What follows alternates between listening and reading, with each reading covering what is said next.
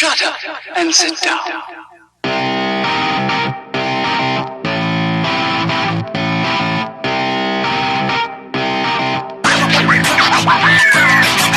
And welcome to the second book club edition of the BlackSwarm podcast. Hank Piper here with two very special guests, Scott Ryan and Becca Moore, co-hosts of the Tiger Talk podcast, the second all-time Massillon Tiger podcast, and co-authors of the new book, Massillon Against the World.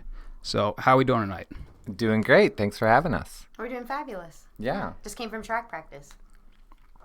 Awesome. So, Scott, you've been on the show before. Long-time listener, second-time guest. So, recurring guest. We all know author, also co-wrote 15 for 15. But Becca, we've never had you on the show before. And with all first-time new guests, we like to get a little bit of an elevator pitch, your background. Tell us more than, you're just Nate's wife. Well, let's see. I work for Massillon City Schools. I'm special ed, like a coordinator type person. And then I also do parent involvement. And then I coach track, coach the rollers, started wheelchair basketball at the school, and just kind of like to have my own identity away from just football. But I do love the Tigers. Yeah, so, super involved. We always kind of look back, and me and Rob's frame of reference for comparison of Massillon head coaches is Jason Hall. And besides the fact that he had two daughters, I think, we had no idea he had a wife. So, seeing you super involved with the program and with the school and everything, it's pretty cool. Seeing, that you're doing more than just kind of being that. Words are hard right now. That you're more than just there because your husband got a job. You know what I mean? Correct. That you're contributing. That you're also buying into all of our crazy bullshit. Well, we were a package deal, just to make that clear. Package deal. He wasn't coming here without me, but also, I have more degrees than he has. So, I have a couple degrees. So. But who has the more state championships? Well, I do. I just won another one a couple weeks ago. I know. So tell them how many you have compared to Nate. So Nate's got 2. He won at LaSalle and here. And then I have won 4 years now with the junior high state track program. So we won 3 indoor state meets with the boys. With Greg Corsale, of course, I have to give a shout out to him. And then we won the outdoor state meet with the juniors on the team. Slaughter and Braylon Tolles were runners for me. Hackenbrack was a runner for me. And we won Milan Lennox. And so Big Mike was a thrower. Got to shout out to Big Mike because he helped us place too. So, and then, of course, Mookie, who Jameer Gamble, you guys know him as, but I know him as Mookie. So we won in 21, the outdoor state meet. That was a big shock, and Nate got to see me get a trophy before him. So I remind him that I got a ring before him. But no, I am excited. So it's a competition at our home. So more degrees, more state championships. So you're not his wife. He's your husband. That's right. That's right. Just to clear things up. Just to clear things up. But, honestly, everybody knows it was this state championship, and that's what we came here for. 2 reasons: to beat McKinley and to win a state championship. Well, check and check. So let's get into the book a little bit. Scott, you being an author, I'm sure you've have ideas for books left, right, and center. But with this, I'm not going to ask you why would you want to write a book about this? We know the answer. In the book, I thought it was really interesting. I liked it that, it's a lot of just interviews straight, from all of the coaches' mouths. What made you want to go with that format versus just kind of a general, narrative structure of how most books do it? Sure. This is my 3rd oral history. So I did one on David Letterman's Last 6 Weeks. I did one on the Bruce Willis, Sybil Shepherd show Moonlighting. And I sort of know how to do this. And the reason that I like it is if we do an interview and then I go home and I decide what you said, then my feelings get mixed in and I can twist your words. And one of the things that Becca and I both agreed on from the outright was we wanted this book to be honest. We don't get involved in what they're saying. You literally hear what the coaches say. Now, you do get Becca and I's story, but we stay out of the coaches' way. They're the ones that won the state championship. So I don't think we ever even considered anything else. We wanted it to be in their words, especially after the first interview when we were blown away by it. Yeah, I mean, just going through, you can like feel all of their emotions just seeping through the pages about each and every one of them, and how their characters show through, their personalities shine through each individually. How early, like after the championship, did you start conducting the interviews, and how many of them were still hungover?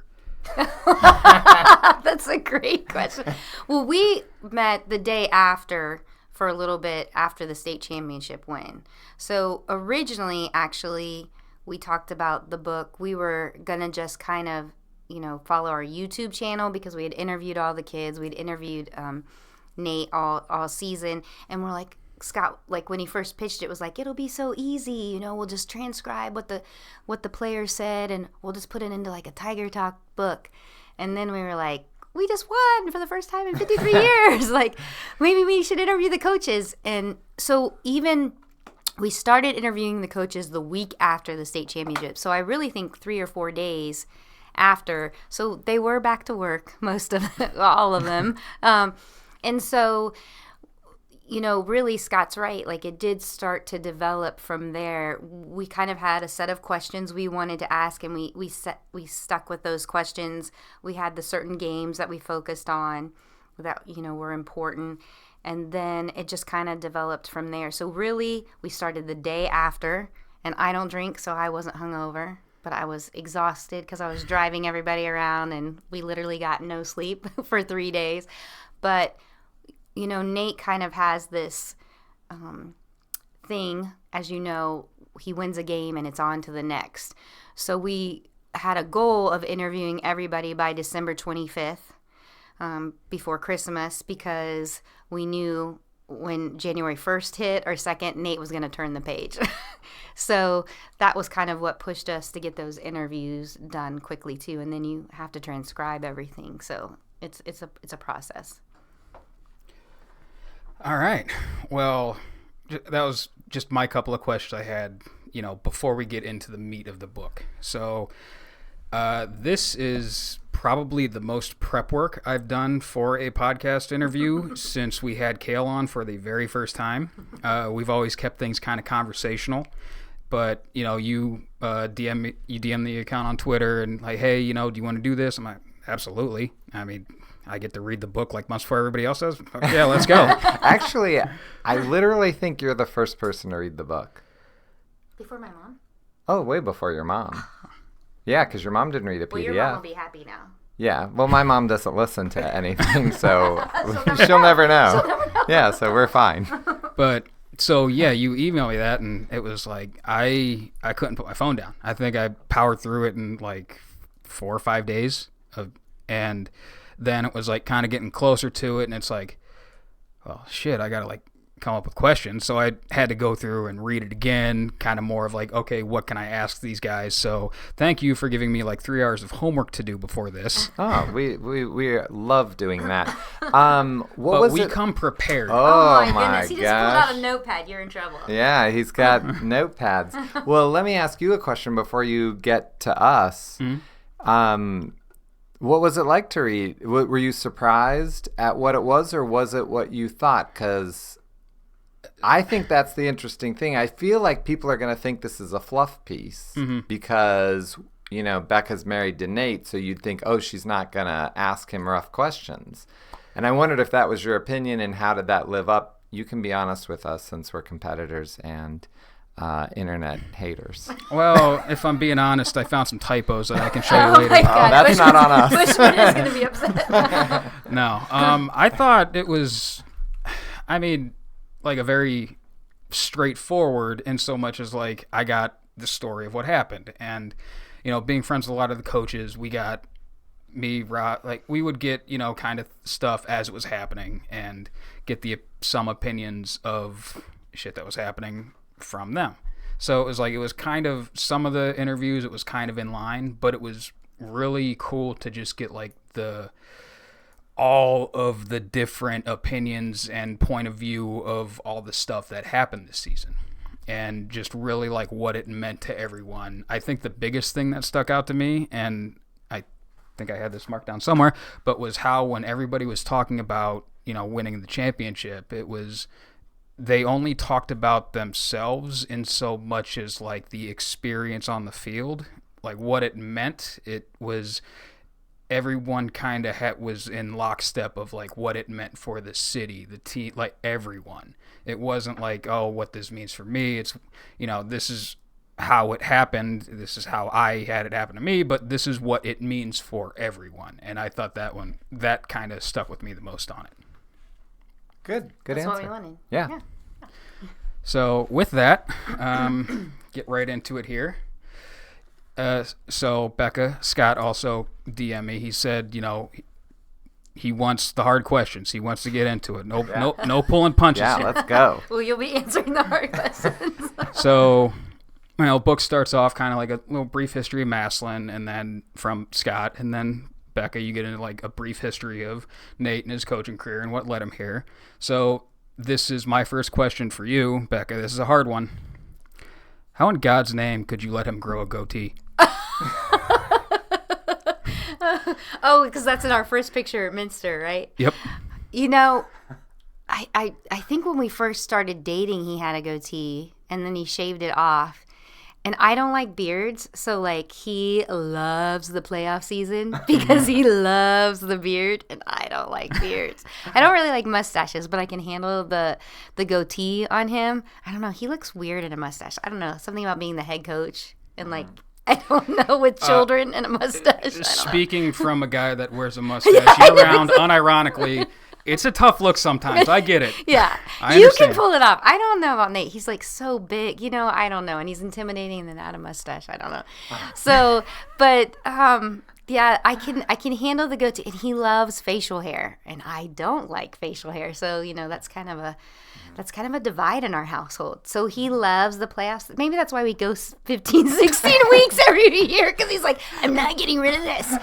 Do whatever it takes to win. That's probably really what the speech is before they go out. Listen, it's whatever works. Any kind of bulletin board material. Yeah. Yeah. So you don't like the goatee, huh? There's 3 groups of people that are allowed to wear goatees. Number one is the evil character in any TV show or movie, right, so that the audience knows it's a bad guy. Yeah. Number 2 is the Blue Collar Comedy Tour, and number 3 is Stone Cold Steve Austin. Well, Nate is maybe number 1 then, because everybody says he's intimidating, so maybe that's why he has the goatee. Because he's a villain. Yeah. I actually like Nate with the beard. I mean, and then he kept it a while after the win. Well, because he does this is it like summer soulless or like soulless thing, like where, like winter soulless, like it's no shave November. No. Then there's Don't Shave December. So he gets the beard and he sacrifices it during the soulless or whatever. So the winter solstice? Yes, that's what it is. Yeah. He sacrifices his beard during that. Yeah, that's like his thing. Okay. Interesting. I didn't know I that. have so many questions that I don't want to ask on air. You have to bring him in for that. Yeah, he has a fire and everything. Okay. And now, mind you, this question is coming from a guy that unironically wore a handlebar mustache to the state championship. So, yeah, not, if you take offense to the facial hair comment, look who it's coming from. That's all I'm saying. Not at all. All right. So first, kind of real question here. You guys get here, everybody tells Nate, don't take the job. Massillon, it's a pressure cooker. What was your guys' mindset after deciding you're going to take on the challenge, and then you go 4-6, lose to McKinley? Now, admittedly, that was probably the worst Massillon team I can really remember. I mean, our best player was like a slightly above average middle linebacker. Cupboard was bare. It's like not putting that on him, but what was the mindset and what was that like in that first off season after worst Massillon season in a decade and a half? So if you read the book, I talked about how at LaSalle, we had a really rough first season. So I really think that prepared us because LaSalle had a lot of media presence. It's a Catholic school. You don't win, they're going to go to St. X. They're going to go to Elder. They're going to go to the other Catholic schools down there. And so I think losing at LaSalle that first year prepared us for losing here. Now, this was definitely more pressure here. So I think the conversation wasn't, can you win here? Because Nate took the job because he had something to prove, I think, not only more to himself than anybody else. I really think Nate took the job to prove to himself that he could do it. And so I think that off season was, okay, we're here. We got to change some things. And it always is hard, and we've done it at a couple programs now. And as you read the book, you learn that we have taken over programs that are not doing well. Minster was not doing well. 1-9 to a regional championship, and then second season at LaSalle taking them to states. Yeah. So I think that when you've done that a couple times, even though it's rough, you have thicker skin. So you're like, all right, let people talk, and we'll just prove them wrong. So I really think there was no, what have we done? That kind of happened at the beginning of the season. That was rough moving here. But I think that's how we handled it, and he just revamped and moved on. And I think because of that mentality, it just kind of grew, and that's why he lives this one game at a time type mentality. And the kids have slowly over 9 seasons bought into that, and then you see what happens. So going into this past off season, you kind of touch on the book a little bit of, it felt like, hey, maybe this could be the year. But we've had that vibe in the past. So up until the bugaboo that happened, did it feel any different than those past? Like maybe we got something this year, or was it like that same kind of, you're confident, hopes are high, you're returning a lot of guys? Was it like, did it feel different than it did before? Because I know once we got really rolling into the season, it did. For me, and being the off season, I will say back when these kids ran track for me in junior high, Greg Corsell and I always said, when these kids like Hackenbrack and them, when they were juniors in the senior class with Chase Bond and all of them were seniors, we said that's going to be the year we have to win. Like, because we're just like, you just could see it. Like back then, those kids were already buying in junior high, and then like Nate moves Greg up to being the freshman coach. So like he had stayed with those kids 7th, 8th grade, 9th grade, and then and he's bought into Nate's program. So when you have the coaches buying in like that, and then you just start seeing it. Like today, I was at track practice, and Benito Salazar is there coaching the 7th grade. They're having like a little, if you want to come work out. And there was so many kids there, and he's like, well, that's not that many. And I'm like, are you kidding me? So what I'm saying is I think the mentality was being built when these kids were back in junior high. And Cody Fair, I think, says it too, not in the book, but I just remember him saying, like, I remember Nate's first year here losing to McKinley, and I went home and cried, and I was like, that's not going to be me, and we're going to win the state championship when I'm a senior. And they said that from the time they were in junior high all the way up. So I think that's why it felt different, because you had those leaders like Cody, like Sam Snodgrass, like those guys were focused, bought in the weight room and leading the team, Chase Bond and them. So, and then Dorian Pringle, comes in his junior year and adds to that with that work ethic. I don't know. It just you just saw it. And I think if you're a coach's wife or you're living it and you've won before and you know what it takes to win, you just know. I think you just know. Scott, how about you from a more outsider fan perspective? Be honest. We didn't quite get our shit rocked by Hoban, but it wasn't a fun game. And, end the season on a down note, and it's like, okay, we're returning a lot of guys. It was...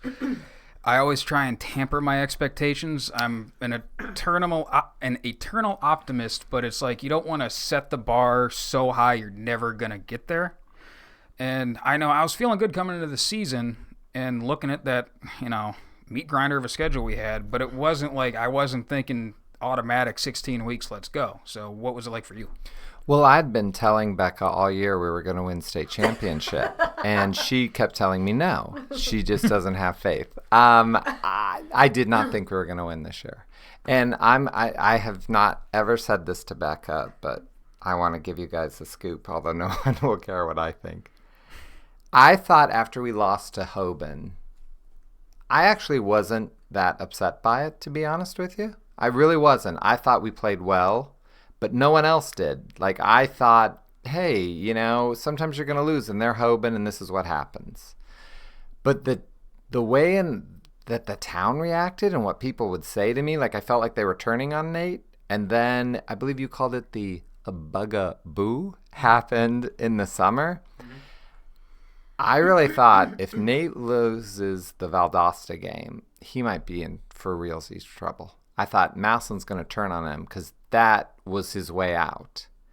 And we went down 14-0, and I was a nervous wreck right then. And I thought, you know, Massillon's going to turn on him because I seen Massillon turn on Jason Hall at that. As they should have. But at that game, what's the game in Toledo where they just crushed us? No, it was Toledo, wasn't it? Pearisburg. Where they just crushed us. Mm-hmm. I saw him turn on Shepis at the McKinley game in his last game, and you can just feel when everyone, you know, that coach is fired. Mm-hmm. And I didn't want that to happen to Nate because I knew what Nate and Becca were doing. So I wasn't thinking about winning a state championship. I just wanted Nate not to get fired because I could feel Massillon turning on him in that Hoban game. That people were so mean in the stands. I mean, it was an ugly game. I don't know. Do you remember that? That's what I remember. Becca doesn't hear that, but people were just... I don't sit in the stand. I mean, I've never talked to you about this ever, have I? I've never said this because I try to be positive because I like Becca and Nate. Mm. But I was afraid Massillon was going to become Massillon a little bit. So watching that game, I remember going into the Hoban game. Okay. Yeah. Going into it, it was like, you know, felt good about it, but like I said, I'm always an optimist. I'm like, all right, let's go. We're gonna do this thing, and shit just happened, and it was, you know, we covered it pretty well in our season opener episode, but I think it was like a few key plays that really just put that dagger in and twisted it, and there was just no coming back from it, and you guys talk about it later in the book of, like, you know, Hoban, you make those little mistakes and they have big consequences against a team like that.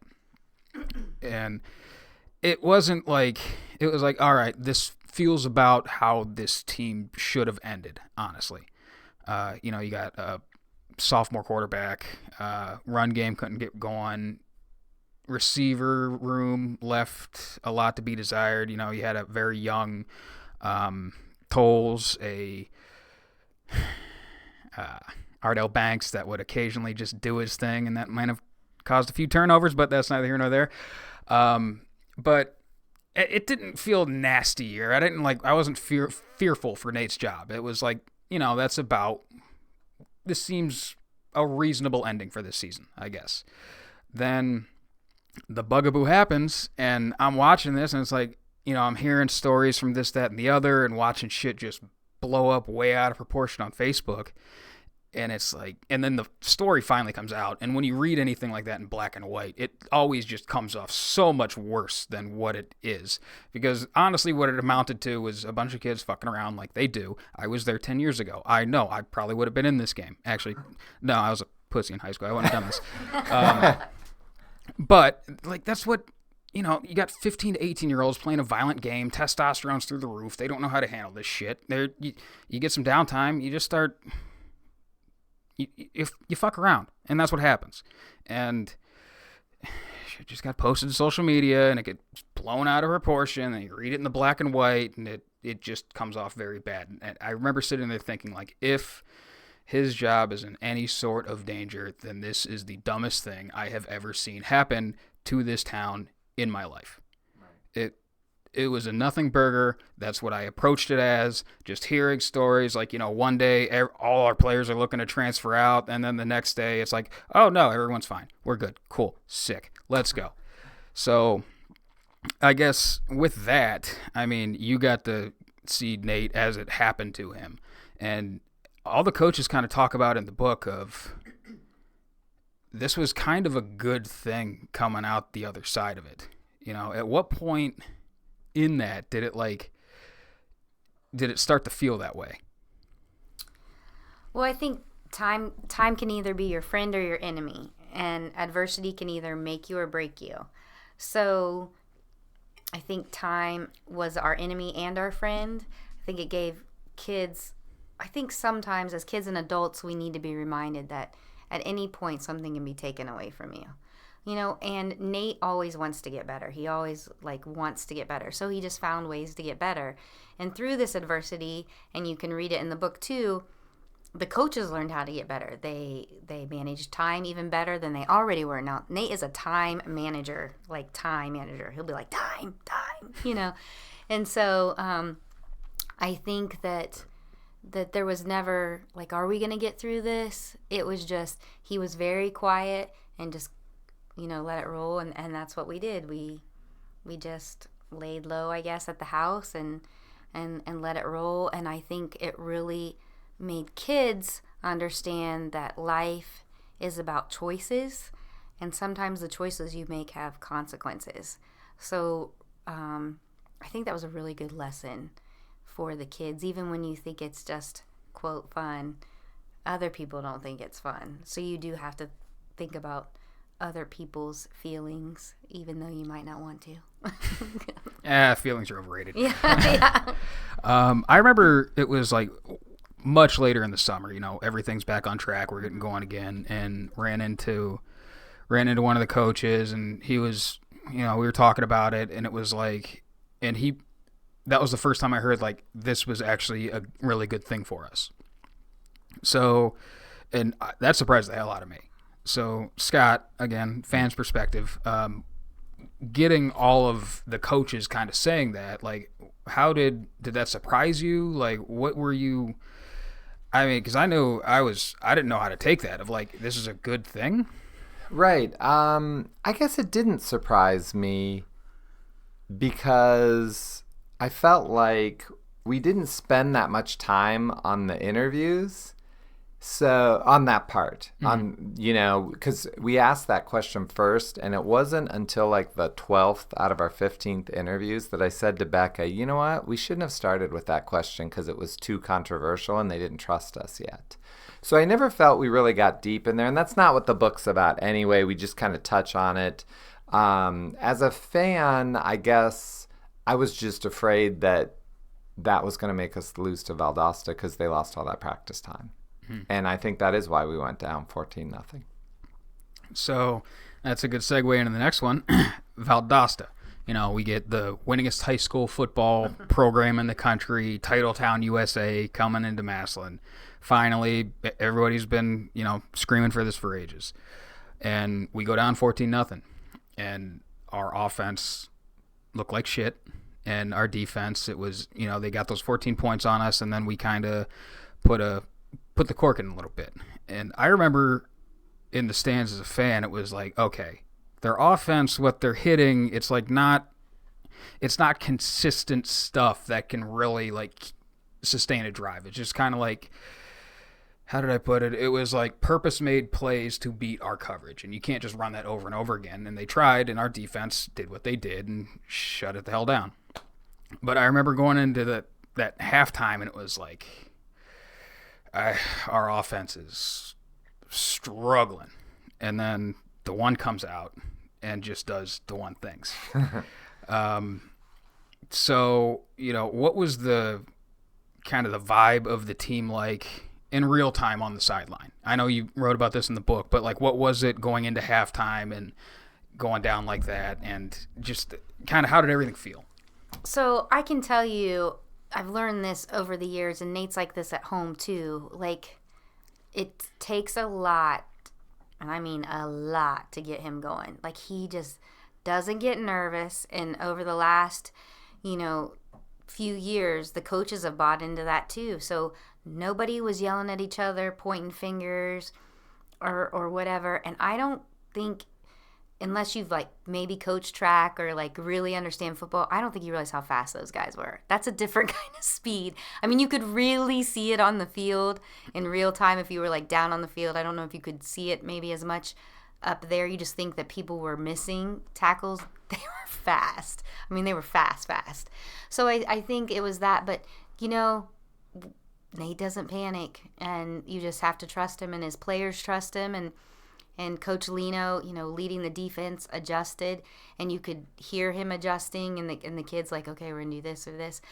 But what people, and I don't know if we really touched on this in the book, is not only did they have time off, like people missed practice and they missed the games leading up to that Valdosta game. There was punishments that were dealt out that, you know, it's not our job to tell people, and we don't tell which kids get what, because that's not the right thing to do. So, you know, some of those kids were just seeing the field for the first time. Mm-hmm. So I think that nobody panicked, and they just listened to Nate, and they did what Nate loves to go down. He loves to keep it close. He wants to make sure you're awake. You haven't figured that out yet? Picking up on that. So, you know, we go down in the first half like that, and a lot of that had to do with, we talked about this before, but worth mentioning again, you know, all they ran all last year was cover one man defense. And then we come out and they're playing drop spot, cover 4, like drop 8 coverage. It just two totally different things. So they had something we weren't prepared for at all. And then we come out with the one, and obviously, you know, he transferred in the previous school year. Moved here. Didn't transfer. Moved here. I'm on our side, okay? Clarification. He is a Massillon guy for life. He brought us a fucking ring. All right, I am never gonna play that game. Dewan moved here the previous school year. Thank you. You know, and we have this new shiny quarterback, and it's always, I'm always a little bit wary of when somebody moves here, kind of like that late in their high school football career, because it's like, how much are you going to know the offense? How much time do you have to pick it up? How much can we tailor it to you? And we come out and run that, essentially the one offense with the empty coverage or empty backfield, 4 wide receivers and a fullback, and that's something we hadn't shown last year, and that was something we had that Valdosta wasn't prepared for. So it was like, kind of, all right, you want to give us this in the first half, we're going to give you this in the second half and see how you fucking like it. So, I mean, what was it like? I'm sure you had an idea of what kind of player he was. I tried to watch film and be prepared a little bit for him, you know, see what he had.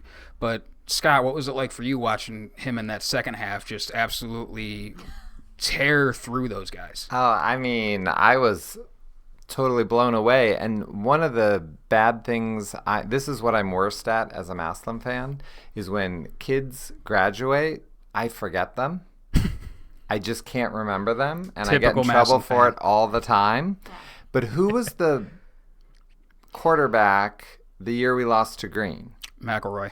Okay, so to me, they just were running, you know, we put that back in, and it was successful with him, very successful. Mm-hmm. And so, I mean, we had sort of seen it before, but we hadn't seen someone like Dewan, who was just incredible. And that, I think it was Mazer who said, you don't run the quarterback. Or was it Mazer or Trox in the book? Mazer said, you don't run the quarterback at 7-on-7s. Yeah, so even they didn't know that he was going to be that good.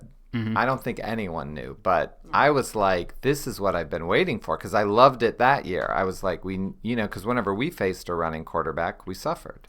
But we never seemed to have one. Well, McElroy won player of the game when we played McKinley. Right. He was incredible. Mm-hmm. It was one of the best performances.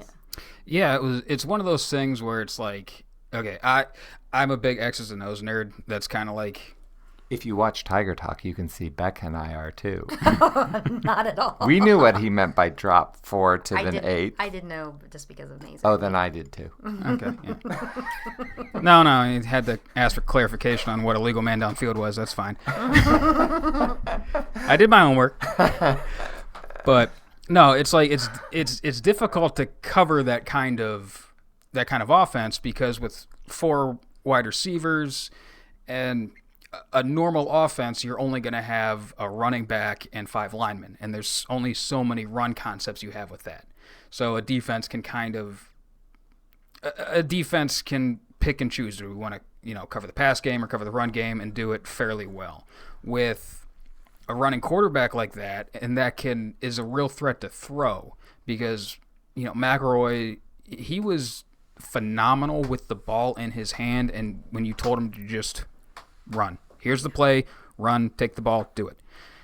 He left a lot to be desired as far as, okay, where should I put the ball? Either in the pass game, going through his reads, or in the option game, which is why we didn't really run much option with him. It was just that straight quarterback run.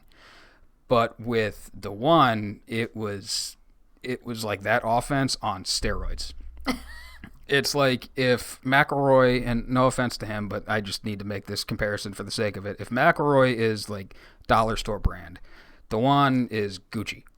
Like it's that big of a difference. And then when you already have that much of a schematic difficulty dealing with that, because once you're in that 4 wide, okay, the defense has to take care of 4 eligible receivers, but now you have to treat the box like it's a 2-back set. Like you have a quarterback and a running back and a fullback and your 5 offensive linemen, but you're doing that with only 7 guys.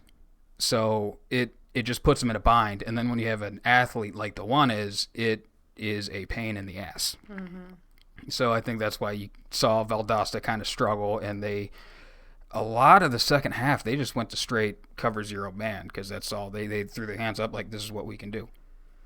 But when you're so fast, you do get tired. It's because you got Jameer Gamble back there, Peyton Mitchell, you got Mila Lennox. I mean, they're just pounding you, and then you add another one, Dewan, you're in trouble.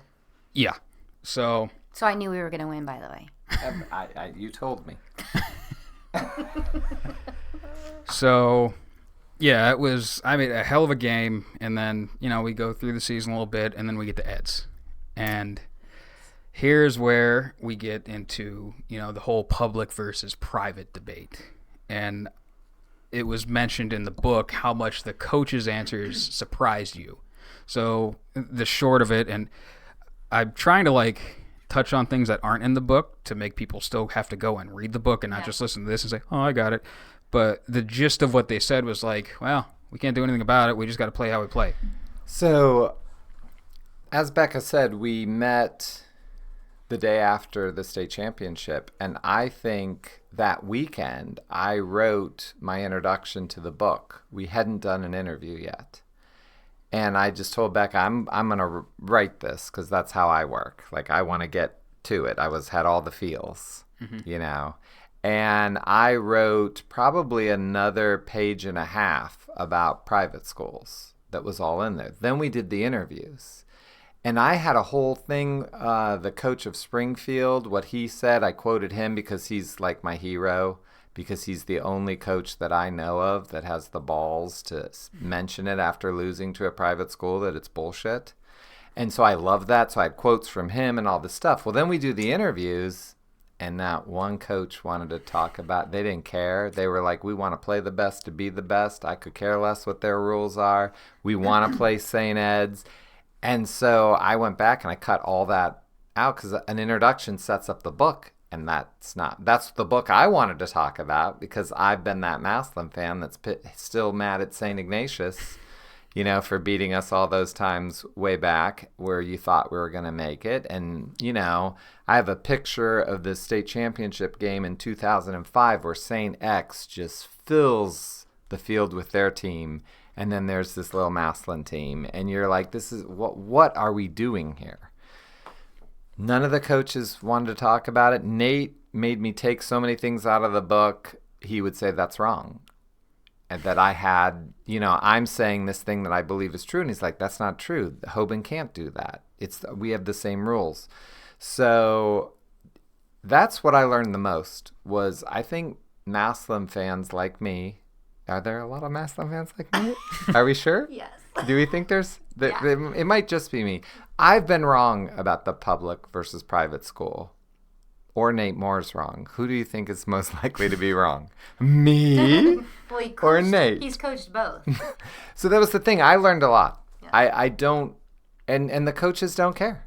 They don't care. So I'm over that. I'm not going to be mad that we have to play Hoban or St. Ed's or St. Ignatius. But what's interesting now is, the media never talks about it when it comes to football, but basketball. Right. It's been a huge deal this year because all these Catholic schools won, and Well, and also we didn't put this in the book either, but hey, we're on here. This is where we should do it. I mean, Canton South, those fans this year whining about having to play Glenville and going up to Cleveland. Like, where's Massillon driven? We've driven all over for games, and they're like, it's not fair. And then they lost, and it's just so funny. And then the Jackson girls team, wasn't that who it was? They were basketball. They were like, we had a great season, and then they come in and we don't get any. Like, hey, that's how it works. And it was fun to see other schools in Stark County get a taste of what it's like to be Massillon.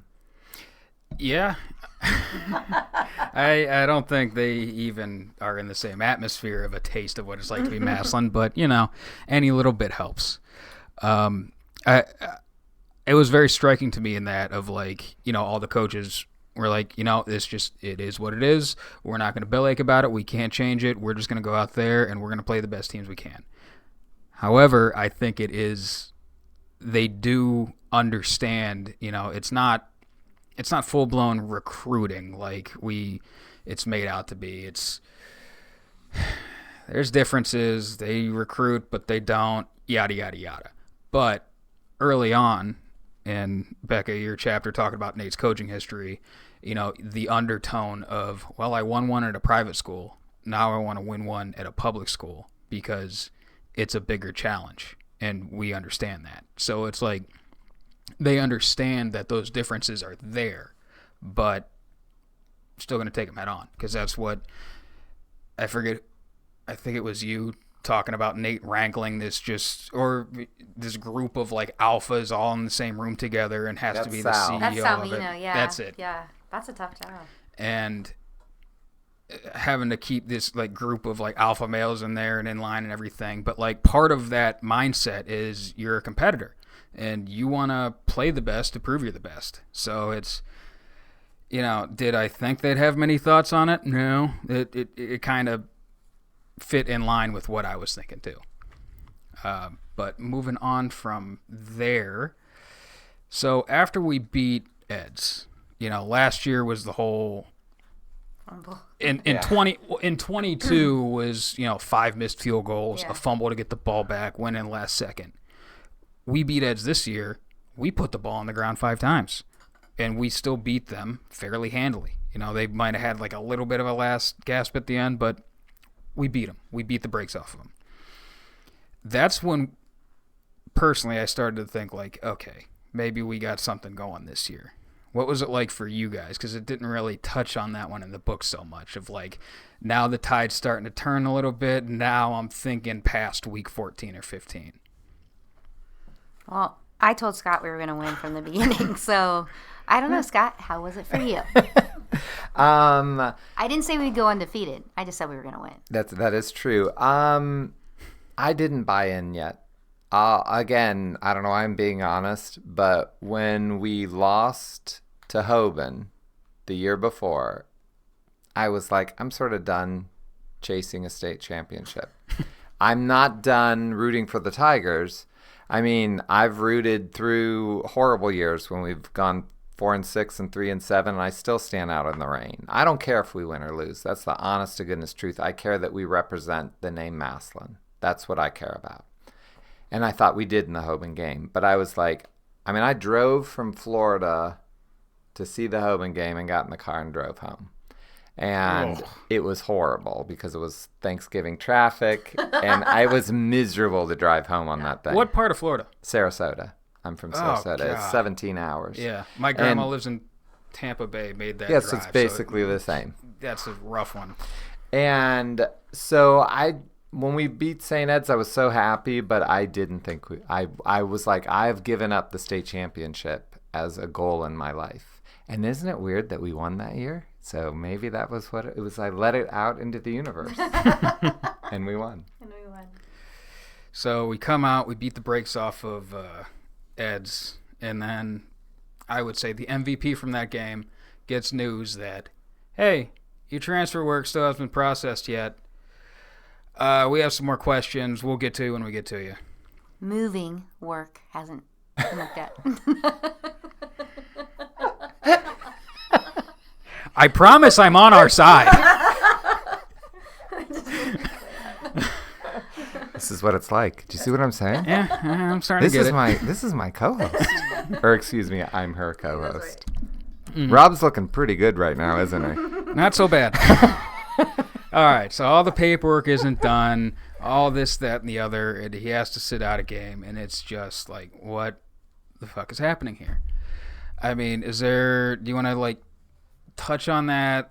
Because it was, end of the day, reading through the lines of what they said in the paper and, what everybody had to say about it in the book, it was just essentially that it was a stack on the desk that they didn't get to. I mean, yes and no, because to me, I think this chapter is the most important chapter in our book. And I wish, I'm so pleased that Massillon is accepting our book and it's been successful, but I really wish we could get outside of Massillon because I think other schools need to read this. And, I'm going to send it to the OHSAA. I just realized that. Please let me sign it. Because we can send him a koozie. Yeah, there we go. We can wrap it in the OHA hates kids. But the idea is, what I think is the most shocking statement in the whole book is that the principal says they approved other things that went in the same day. Mm-hmm. So they put them all in and they just held out him. I mean, come on. Someone needs to answer for that. And that isn't fair. So that's all I'll say about it. It wasn't too much, was it? No. I mean, everybody knows our, Nate and I's history with the Ohio High School Athletic Association, starting with, Thayer coming and us having custody of him and helping him. And, it's funny because someone said, with Terrence too, because, we took in Terrence too, but he was already here, so they didn't care, So it's interesting. I think the biggest thing, the takeaway from this chapter is, and everybody should think about, is how amazingly DeJuan and his family handled the situation. And I also think if you're an outsider, you should read this and learn from our superintendent and our principal, because Nate is very black and white, and so are they, and I really believe they go above and beyond following the rules that Ohio High School Athletic Association has put in place to protect the name of Massillon and to do what's right by the kids and by the rules that are put in place. Now, personally, I don't agree with the rules. I think as an adult, when we get offered a better job, you leave Columbus, you move to Florida. You leave Cleveland and you move to Massillon because it's just that's what you think is best for you. If I wanted to send Eli to Tuslaw because I thought he'd be a starter there, then I should have that right to do it as a parent. So I just think as adults sometimes, and even as parents, we try to control our kids too much, and we've got to let them make decisions and parents make decisions. And I think Ohio High School does a great job in running tournaments. I commend them for, opening up girls and adding more basketball divisions. I think that's long over needed. So I think they do a lot of great things. But there's some things I don't agree with that what they do with, and I think it should be re-looked at. And that's one of them, because if you get a job, you're going halfway across the world. That's what you're going to do. So, yeah, that's how I feel about that. Yeah, I mean, we talked it to death when it happened too, of, if this kid has a chance to go play football somewhere and be a starter, then they should be able to go do it. And not for the sake of playing football and being a high school star, but, that's where they're going to get the best opportunity to have colleges come and look at them and offer them that scholarship and get that education at the next level on a scholarship, for free. You got people going to college every single year, saddling themselves with $50,000, $60,000, $80,000 of debt like that. And this is just a roadblock of, hey, if this kid can go do that and get that education for free that he otherwise wouldn't be able to get, then, I mean,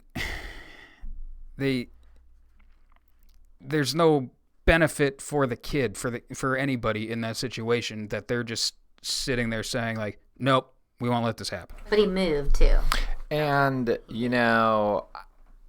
I would love it. It shouldn't be for me to say, because in the end, I should be a jackass Massillon fan sitting up in Section 14 screaming things at the top of my lungs. It's not me to do this research, but we had to do the research for the book. Where is the media? And I had some jackass on Twitter who is part of the media come at me when I was talking about it, and I'm like, what are you doing? Has anyone done a report on the race of the kids that have always been asked to sit out?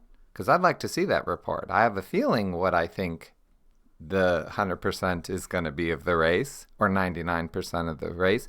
But one thing that I knew Becca's name was going to be on this book, and she works at Massillon schools, and I didn't want to cause controversy in this book as best as I could. But it's not for me to do it, but it sure is. If you're getting a paycheck today from a newspaper or television station or radio in the state of Ohio, and this isn't what you're researching, then you're not doing your job. Yeah, that's a tough thing, because, like, if they want to do their job and cover it, then here comes OSHA and takes away their media credentials. So it's... But is that more important than a student's future? Like, what are you doing? Like, it makes me angry. That chapter makes me angry when you find out what they do. And I'm not giving away when you hear, because to me, reading that chapter, if you read that chapter and you're not pissed off, whether you're in Massillon or you hate Massillon, you're the staunchest McKinley fan, you should be angry in reading that chapter. Oh, they should be, because they have quite a few people, star athletes, moving in this year. So yeah, we'll all be looking at, I have the screen capture saved on my phone of McKinley promoting that. I want to see what they do. And I want to go on record to say none of those kids should be stopped. They should all be allowed to play. I agree. Of course they should. Oh, yeah. But would that happen at Massillon? Massillon against the world, baby. Yep, damn right. So, did I get feisty enough? Yeah. I've been waiting to get feisty. I know. Like, oh, you can get spicier. That's just kind of show. You're drinking out of your head. So moving on into the St. John's game. Everything gets cleared with DeJuan. Turns out his move was good and, okay. And You mean 3 hours before the game? yeah. And Big Bad OSHA says this kid is allowed to play. So, he gets cleared, and, we go into it, and I think I had no idea what this team was coming in. And then reading about it and everything, watching the game, and it's like, oh, these guys are for real. And then even Coach Lino says in the book, like, hey, I said Valdosta was the fastest team we played, but St. John's might have been faster. And as that game goes on, they get the touchdown early off the broken play, and then we just take it to them, and we do what we do. And then we see them implode. And we all know how the game ends, got called early. The thing that struck out to me was just the juxtaposition of how similar and different at the same time that the two teams were. Of, Massillon this year, and I defended it to death on this show, of they've always been ones like ready to fight. You want to go? Let's go. But they're never going to be the ones to start it. They're just ready to back it up, and if you say it's go time, then it's go time. While this St. John's team, they were just getting frustrated. And yeah, they were a bunch of fight. They'd be ready to go too, but it was because they were just getting their asses beat on the field. And I don't really have a good transition here of like how I think Nate sets the tone for our team versus how those coaches set the tone for their team. And how like they had coaches fighting on the sideline and they couldn't control their players. And, you see that, and, people can say in the stands like, oh, just tell your players, just get them around and talk to them and like, stop fighting. It's like, no, if they watch you fighting each other. It's like how many times have you had, a parent, a teacher, a coach, some authority figure in your life of that do as I say, not as I do, and you're just, nah, fuck it. So it was like, I'm trying to think of a transition here to get you guys talking, but like in the book, just seeing that juxtaposition of like this team is very similar to us, but at the same time, they're like the other side of that coin of the coaches don't have control of their players and they're just a bunch of, essentially. I think, writing this, you wrote this chapter, right? Did you write this chapter? I think so. Yeah. So for me, I was actually on the sideline. I was actually on their sidelines because I was filming and taking pictures. And so one of Nate's things is this. He's the only coach that talks to the ref. Nobody else is allowed to talk to the ref. Nate has very specific on what he lets his coaches do. They're very good at what they do. But I think even though he's the head coach and he lets them be creative and he lets them do what they want to do, but if he questions, you better have the answer to it. But one of his rules is he's the only one who talks to the refs. And I really think that helps control the sidelines, having watched him for, 20 years now, coaching. I think that came from Coach Place way back in our Chaminade Julienne days, our first days, and our mentor. And so as the head coach, I think that head coach saw like he was losing control of his coaches and that was going to be a long ride home. So I think it was the right call. But yeah, it really made me, and I hope it made the fans appreciate the coaches that we have and how Nate is able to orchestrate that. Because as Sal says, there's a lot of alphas in there, but they know their jobs. And I feel like St. John, standing on the side watching that, their coach, lost control of those jobs, and we did not start the fight. Well, that's for sure. But I'm gonna take over for a second. I have a question for you, Becca. Oh my God, this is not your podcast. I know, but what you just said, it makes me think of something, because I am always impressed how Nate never loses his control with the ref until our players are in danger. Mm-hmm. Do you think what I just said is true, or do you think he can? I think every time I've seen him really go after someone, it's because their players are hurting ours. And then I feel like Nate does go after the ref because I think he's trying to show the team that he's protecting them. Yeah. Did I say something true, or would you disagree with me?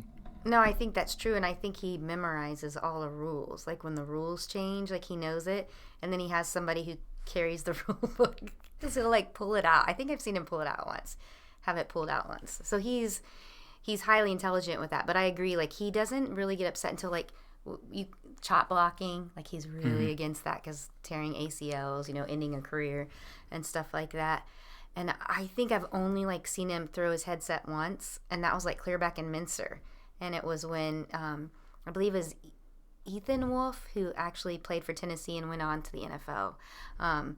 Like it happened, So he definitely like, you're right. If you're hurting That's his what player, I've noticed. Yeah, I would say that. Otherwise, he's pretty like next play. That just reminded me. I think the only time I've ever seen that only sticks in my head of him getting a personal foul was the last time we played Perry in the playoffs, and their players kept stepping on ours, and that happening over and over and over again. And I think I got our BlackSwarm Twitter account blocked by Perry's head coach because I quote tweeted something and that with the quote of, "You're either coaching it or allowing it to happen."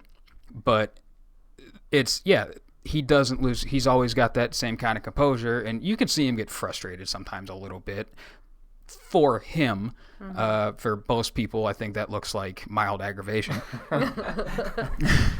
But yeah, that is, now that you mention that, it's like, it is interesting that he never really gets hot at the refs, even though he has had more than any right to be in the last 9 years. So yeah, kind of moving on from that one, going into McKinley Week, the only chapter you two co-wrote. So what, when you first got here, you've heard about McKinley game and McKinley Week and Massillon and all this, that, and the other. Did you really know until you were in it? No, I think I say this in the book a couple times. You think you know, but you don't know until you live here. So one of the things I started when we moved here was, they do the parade and we're sitting in the car and I'm like, why are we in a car? Like, we need to walk. Nate's like, what? I'm like, I'm getting out and walking. He's like, oh my God. So every year now, we've walked the parade because I think it's important for the people to see you and to connect with the fans because the fans do so much. I mean, some of these people are scraping pennies to pay to come to the games. Don't even get me started on how much they were charging for tickets this year. And just so everybody knows, in case you didn't know, like Massillon didn't get any of that money for the playoffs. It used to be like we'd get $1 per ticket. Mm-hmm. We got $0. There's no money.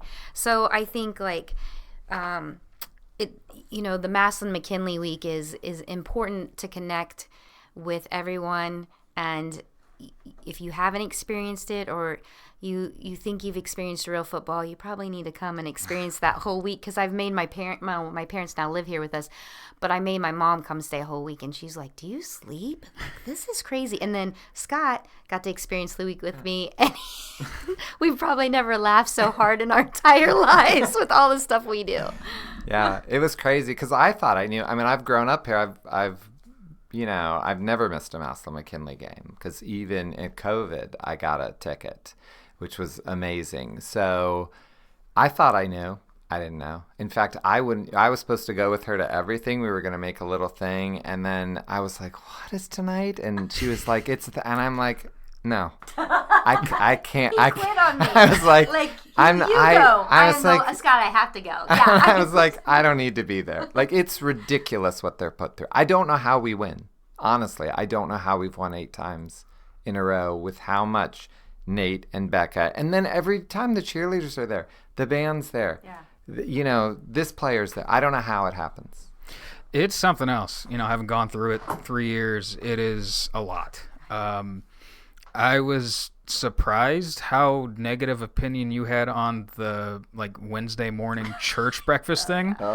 Because just how indifferent I was to that experience the entire time. It really didn't stick out to me. It was just one more thing to do. I think the coolest thing I remember was my sophomore year. We had the $1 Million Man. Ted DiBiase was the guest speaker for some reason. Yeah. Well, we didn't have anything like that. No, we didn't. You know what? I will tell you a little story about this.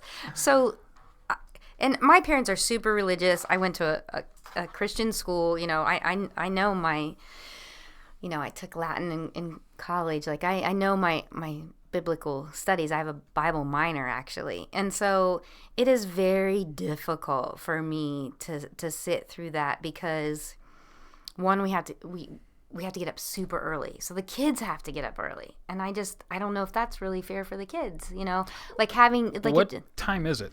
Well, we're getting on the buses at 6:50. Really? Yes. Yeah, really. Oh, wow. So when I went through, it was you'd get pulled out of your first class to to it? No, they don't even go to their first class. Okay. So it's super early. I mean, you've had practice the night before. I mean, it's already a crazy week.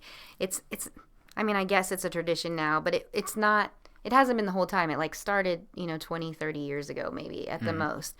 And so what happened was one year, and this was when I thought it was going to be over. So how when they did it for you, did they set the mayors and the superintendent and the head coach up front? No. So for us, that it was just essentially you both teams end up just going into this church, having breakfast. You have a guest speaker, and then that's about it. But were you sitting back to back and really close? Mm-hmm. More or less. It was a packed kind of event hall. It was really packed event hall. They set everybody up front, so Nate's up there. And I think our kids were little. So it was it was Trayvon Morgan's year, mm-hmm. Jameer and all them. That's 2018 for you, Scott. Yeah. Yeah. So we're sitting there, and they have this guest speaker. And he's talking about how he did drugs, and then he found this girl, and then he found Jesus, but then he started doing drugs again, and then he cheated on her, and Trayvon Morgan and Kaishan Mack are looking at me and they're like, oh, she's hot. Like they can tell I'm like mad. That's what I mean by hot. Like I'm like, my kids are here. And then I'm looking at all our kids like, hey, it's okay to go do drugs. Jesus loves you. Hey, go ahead and cheat on your girlfriend. Jesus loves you. And then the guy goes, and my wife is here, honey. Can you stand up? And I'm like, oh my, and I must have reacted because Salvino's like, don't do it. Like, don't do it. And Trayvon Morgan's like leaning over like, walk out. I'll walk out with you. Let's walk out right now. Like I'm like ready to walk. Because that's like nothing that we're teaching the kids. And the year before we had Thayer, and they had they're showing pictures of the players, and they put a picture up of Thayer in his LaSalle uniform. So I'm like already livid going into this year anyway, because they've done that.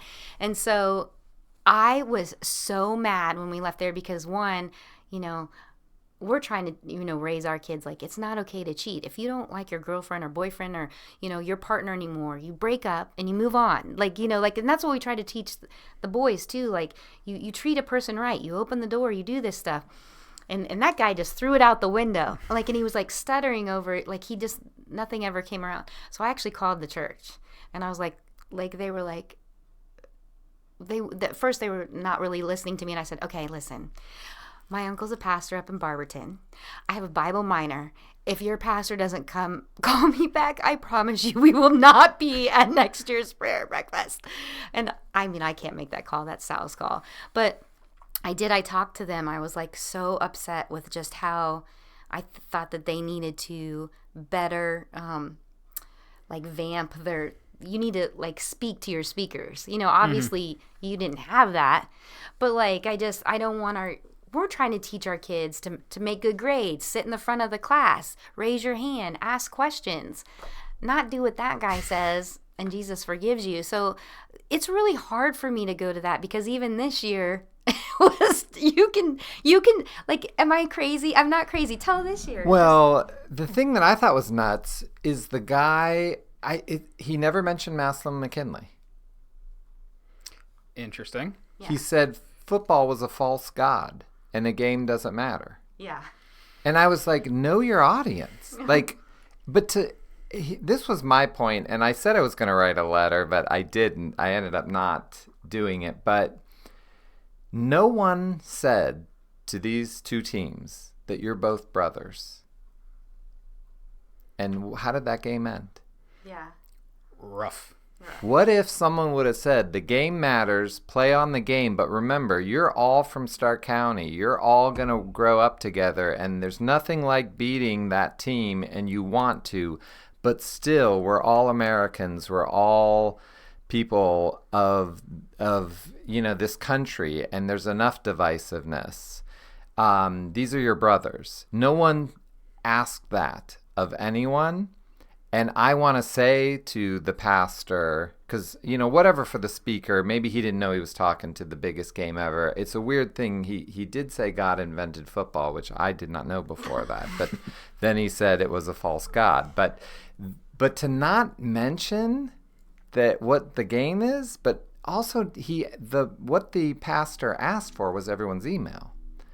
And you had to fill out your email. I'd like to have everyone's email too and sell my books to them. It was a business meeting. And I found it offensive. I really did. I could not believe that's what it was because and then again, like I said, what if you would have told them, if I was a man of the cloth and I had all those kids in front of me and then then the game ends in a fight, I would think, could I have said something to them?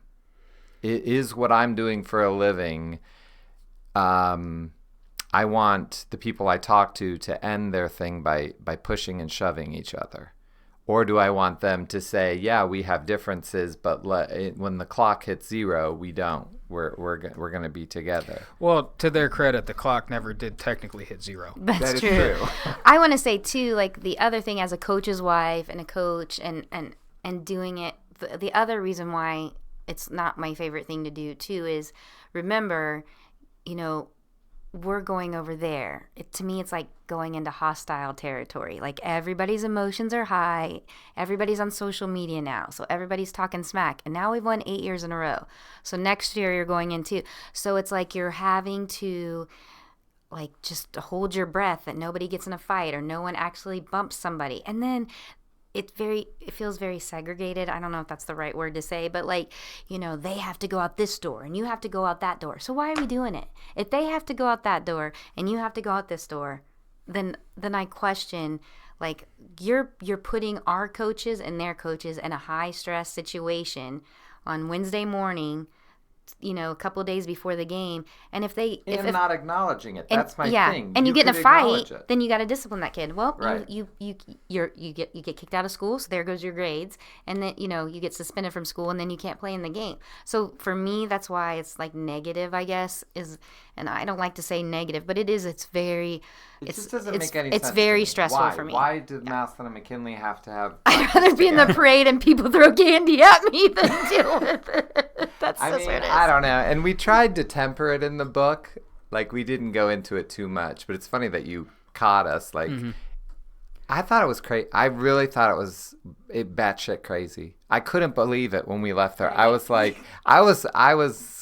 And I they don't gave know. you a Chick-fil-A card. Well, yeah, I did at least get a $10 Chick-fil-A card because they were given to the players.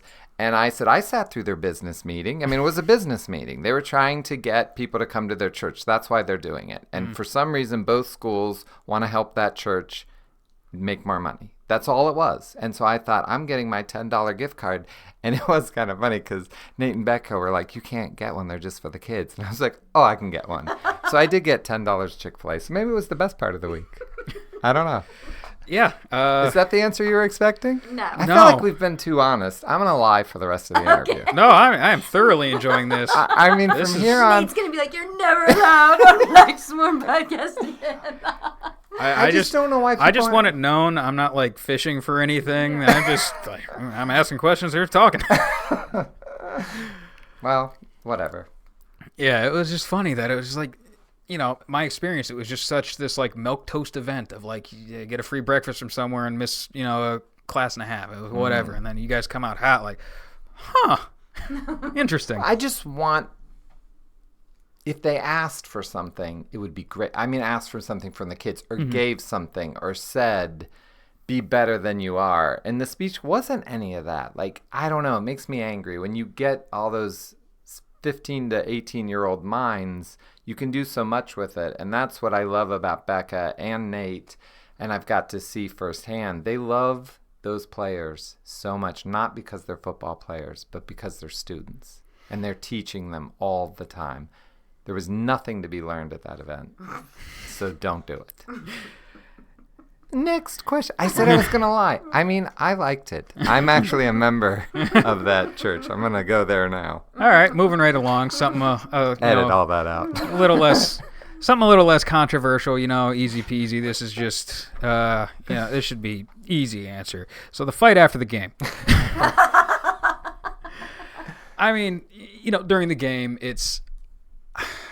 I haven't seen either team in this rivalry this like down bad, and for them to, what is this, 8 years in a row 8 years in a row of there've been some true back and forth games, and it's just like this, there's been the ebb and just no flow of like, okay, we eke it out, and then okay, they kind of challenge us a little bit, but we get it, and now it's been like blowing them out, 35-0 running clock, they couldn't score, and emotions overflowing everything.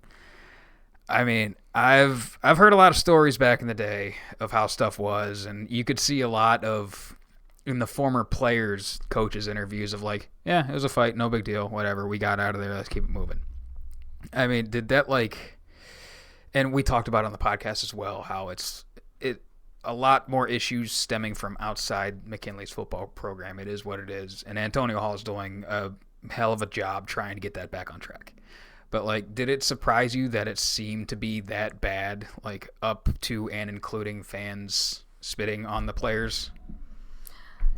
So I got to experience all of that because I was walking in. I do want to say not that it was definitely not right, but I don't think the person that spit on the players was, I think that they weren't very smart. I think that they grew up with this hatred. They were an older person. And so I think that was just frustration from them. Again, I don't think that it was right, but I just think that they struggled mentally too. I don't know. I'm just trying to put it in a nice way. But, it's not right. They should have been escorted out, which they were. And I do appreciate how quickly, the police came and they dealt with that and got that out. But how I think it was covered, I think being on the field myself, so I was wearing heels. I'm down on the field. Interesting choice. Yeah. Went with my outfit that day.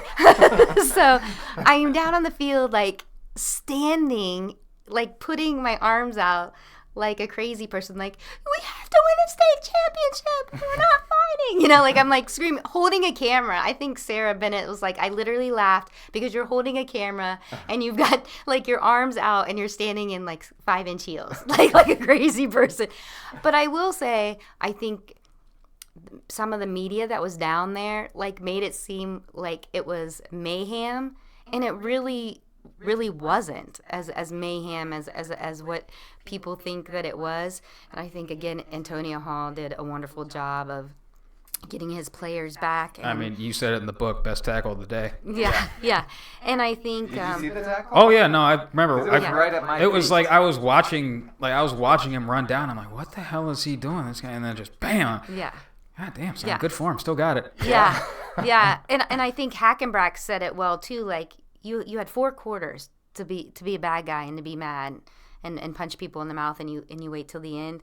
So I think that it was made a bigger deal in media than really what it was, because I was like down on the field, and I think both coaches did a great job. All the coaches did a great job of separating the kids and doing what they do to protect their program. But the media down on the field and filming down there, like, woo, like they're scared, like, and I'm in heels pushing people apart. So I don't know. For me, it was like, whatever. It definitely, like you said, there was a lot more like buzz than there was actual like action going on, and it wasn't not nearly as big of a deal. But just like as a fan, watching that at the end of it and then walking out and seeing all the shit going on like in the parking lots and stuff, it just left this like weird kind of taste in your mouth of like, what the hell is happening to this? This is a historic rivalry, and it's 2 historic programs, and you want to see it go on, and it just felt, I think it's more that feeling of like what just happened kind of overriding how not bad the actual incident itself was. You know what I mean? Right. But, okay. Now, to transition to something like actually a little more lighthearted. In the next chapter, Scott, you really got into the Massillon Against the World thing. And you had some takes. Really got into it. And they were I'll just start rattling them off because I made a little list here. So, like, the first thing you really said that caught my eye was that the offsetting fouls, the team that commits the first should get an extra 5 yards. Yeah, and what do you think about that? I think that's horrible. Because he's afraid it's going to be us. So, no, actually, I think... Do you know what's funny? I just want to stop you for a second. I'm not sure that's in the book. Did you edit that out? Well, so my son really hated that. Yeah? And he said, Dad, take that out. I don't think it's in the book either. I don't think it's in the I book. think it was in the original. Yeah, it was in... So that was in my original. You got an early draft.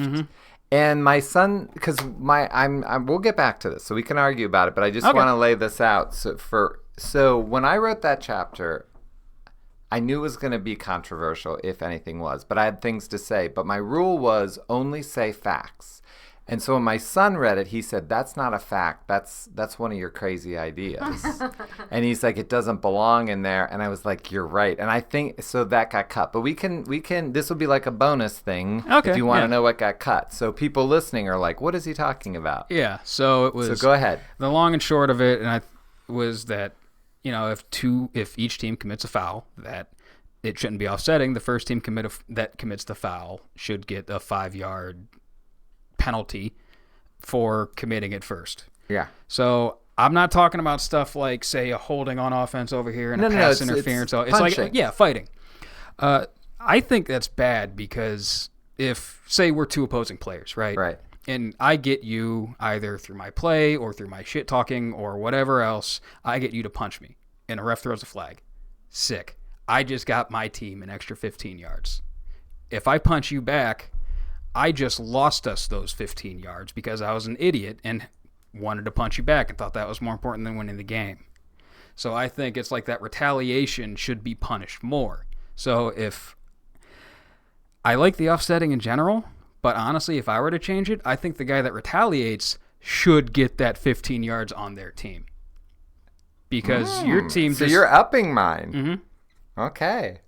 I'm all right with it. I just hate the offsetting. I hate the offsetting. It's such a waste of our time. And in that game, there was like 75 offsetting ones or whatever. It was so ridiculous. There was a few. But in the end, I realized that was just one of my crazy thoughts and it had no place being in there. So Hey, I am it got deleted. Listen, this show is built on crazy thoughts that shouldn't be in there.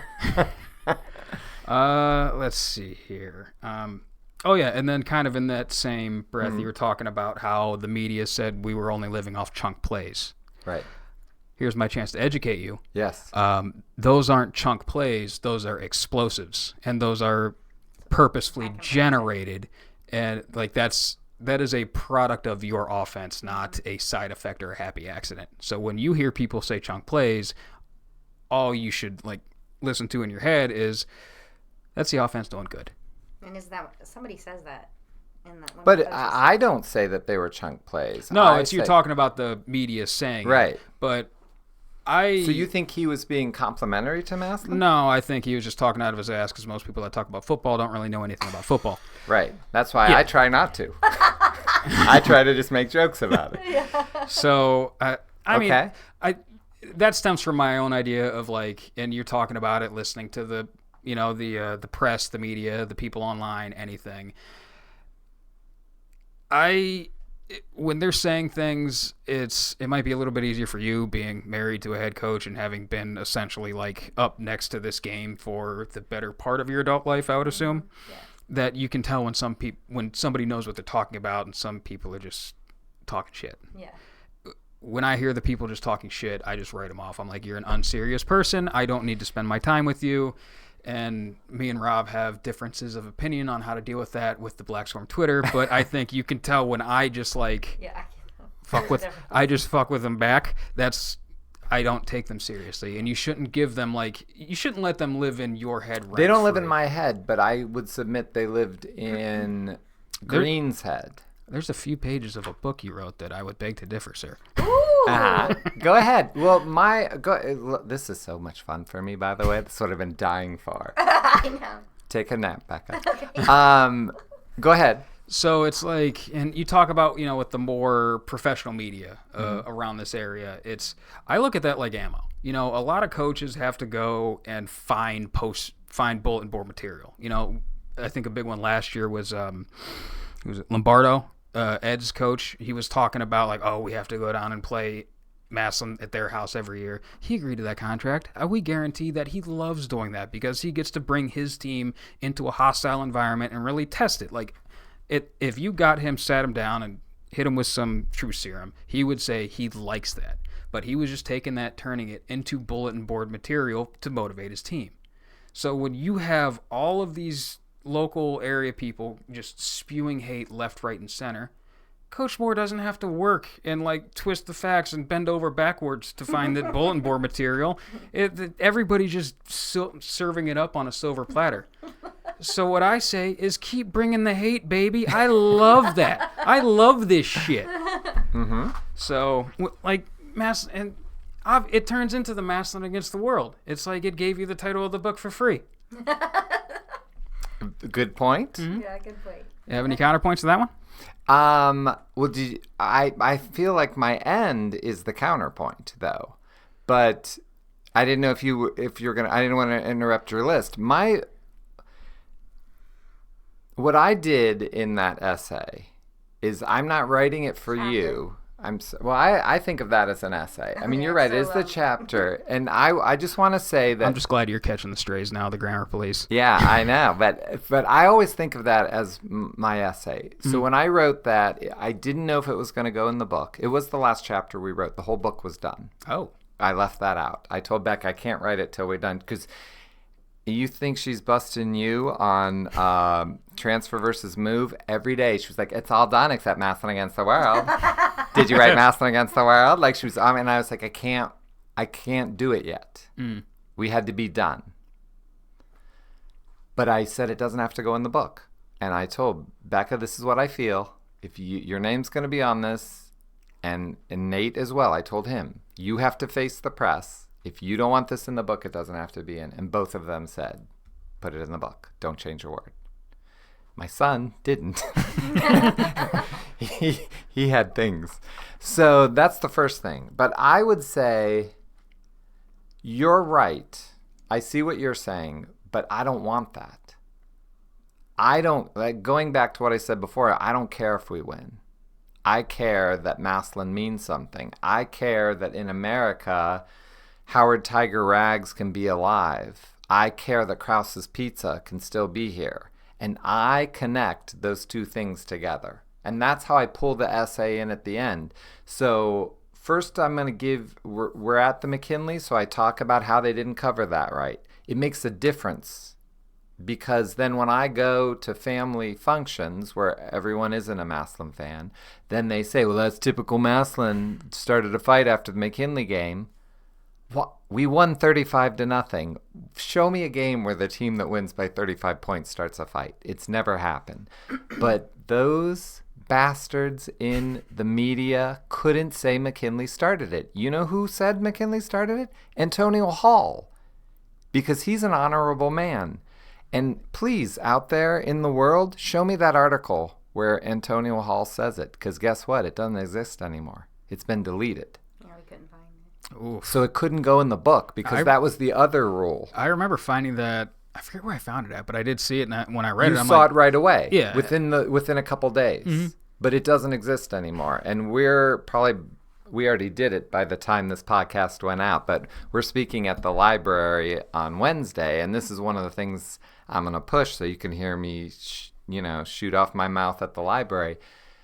If we don't document what happens and it doesn't go into a library, it doesn't exist. And this is the world we're living in. That was an online article where Antonio said, I take full responsibility for what happened. But it never got in the paper, and it's nowhere now. So I couldn't put it in because I can't. You got to footnote something that goes in a book if you're a professional, which our local media doesn't worry about being professional, but I do. Again, I shouldn't have higher standards. So it matters to me. I want people to be accurate or don't talk. Now, you and I can shoot our mouth off as Massillon fans, and you can get on a podcast and say anything. But when you say it through WHBC or the Repository or the Independent, you are our local media, and that gets put in a record that lasts forever. So I don't want Nate Moore to have that as bulletin. I'd rather us lose than have America not be a place where the truth is reported. And now back to a podcast about sports. I can respect that. I get it. And that's why I bring it down to the freaking, those things are owned by Japan. So you're going to fight? You think Green screaming that Moore is a fucking asshole, and I can say it here, and it went through my television set, and Becca's mom had to hear her son-in-law called that? Why do you think those Green fans scream that? It's because the Repository says Massillon is bad. It's because WHBC says Massillon is bad. So they feel this is typical Massillon. There's nothing that makes me angrier than typical Massillon. Well, it's her son-in-law, so she's probably said it herself at least once. No. My mom's never said that. She's super religious. No. I don't think she's ever. Yeah, but it's a good joke. Give him the good joke. I'll give you the good joke, but just no. She's allowed to undercut something like that. Yeah. But that's why it makes me angry. And I know it. Maybe it doesn't belong in this book. And I said that to Becca. No one in Massillon wants old Scott to come in here and start sprouting his stuff when we just want to be happy we won. It matters so much to me. that these people are accurate. And I think Massillon is spectacular. And I think what Nate Moore does is incredible. We didn't have that with your Jason Hall at all. Like, I was embarrassed to be a Tiger fan. And for he ain't my Jason. I ain't claiming. But I mean, I ain't claiming him. You know, as your coach. He was the head of the program at the time I happened to go through. Right. I That's will what I jump mean through by hula yours. hoops to not. I make it a point to never call him coach. I mean, that Nate brings such honor that whatever happened in the past with Massillon shouldn't be put on Becca and Nate. It makes me angry. I won't say anymore. The one thing I will add on to that, though, is it seems to, and you did touch on this in the book, is it seems to just stick with the locals of that opinion of Massillon. Because you go outside of, Northeast Ohio, and it's like everybody knows and, like, generally has either knows of or has a positive opinion about Massillon. You go around, you wear your Massillon stuff. It's like, I remember being down in Florida, Clearwater Beach. Me and my buddies, we walked, sat down at a table. I was wearing the "We're True to Thee" shirt, and it has this tiny Obi on it.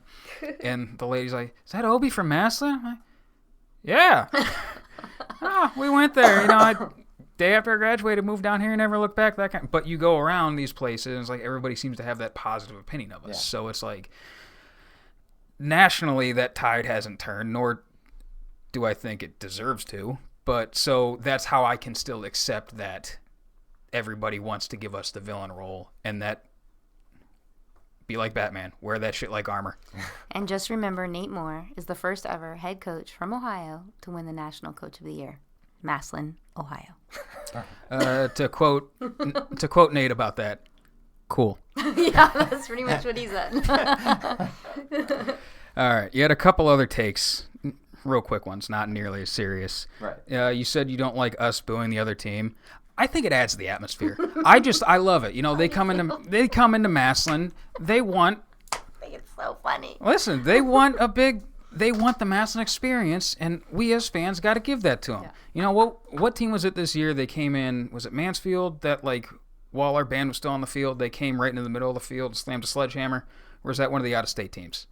I remember that happening. That? I don't know who that was. Forget too. And it's they got booed big time. Yeah, but like they, ran and knocked over a band kid or something. You don't want to see that, but like the theatrics of that and them coming in and saying, we are going to be the bad guy. We're here to, make a statement. I love that shit. I wish more teams would do that. Like, Scott's like, great.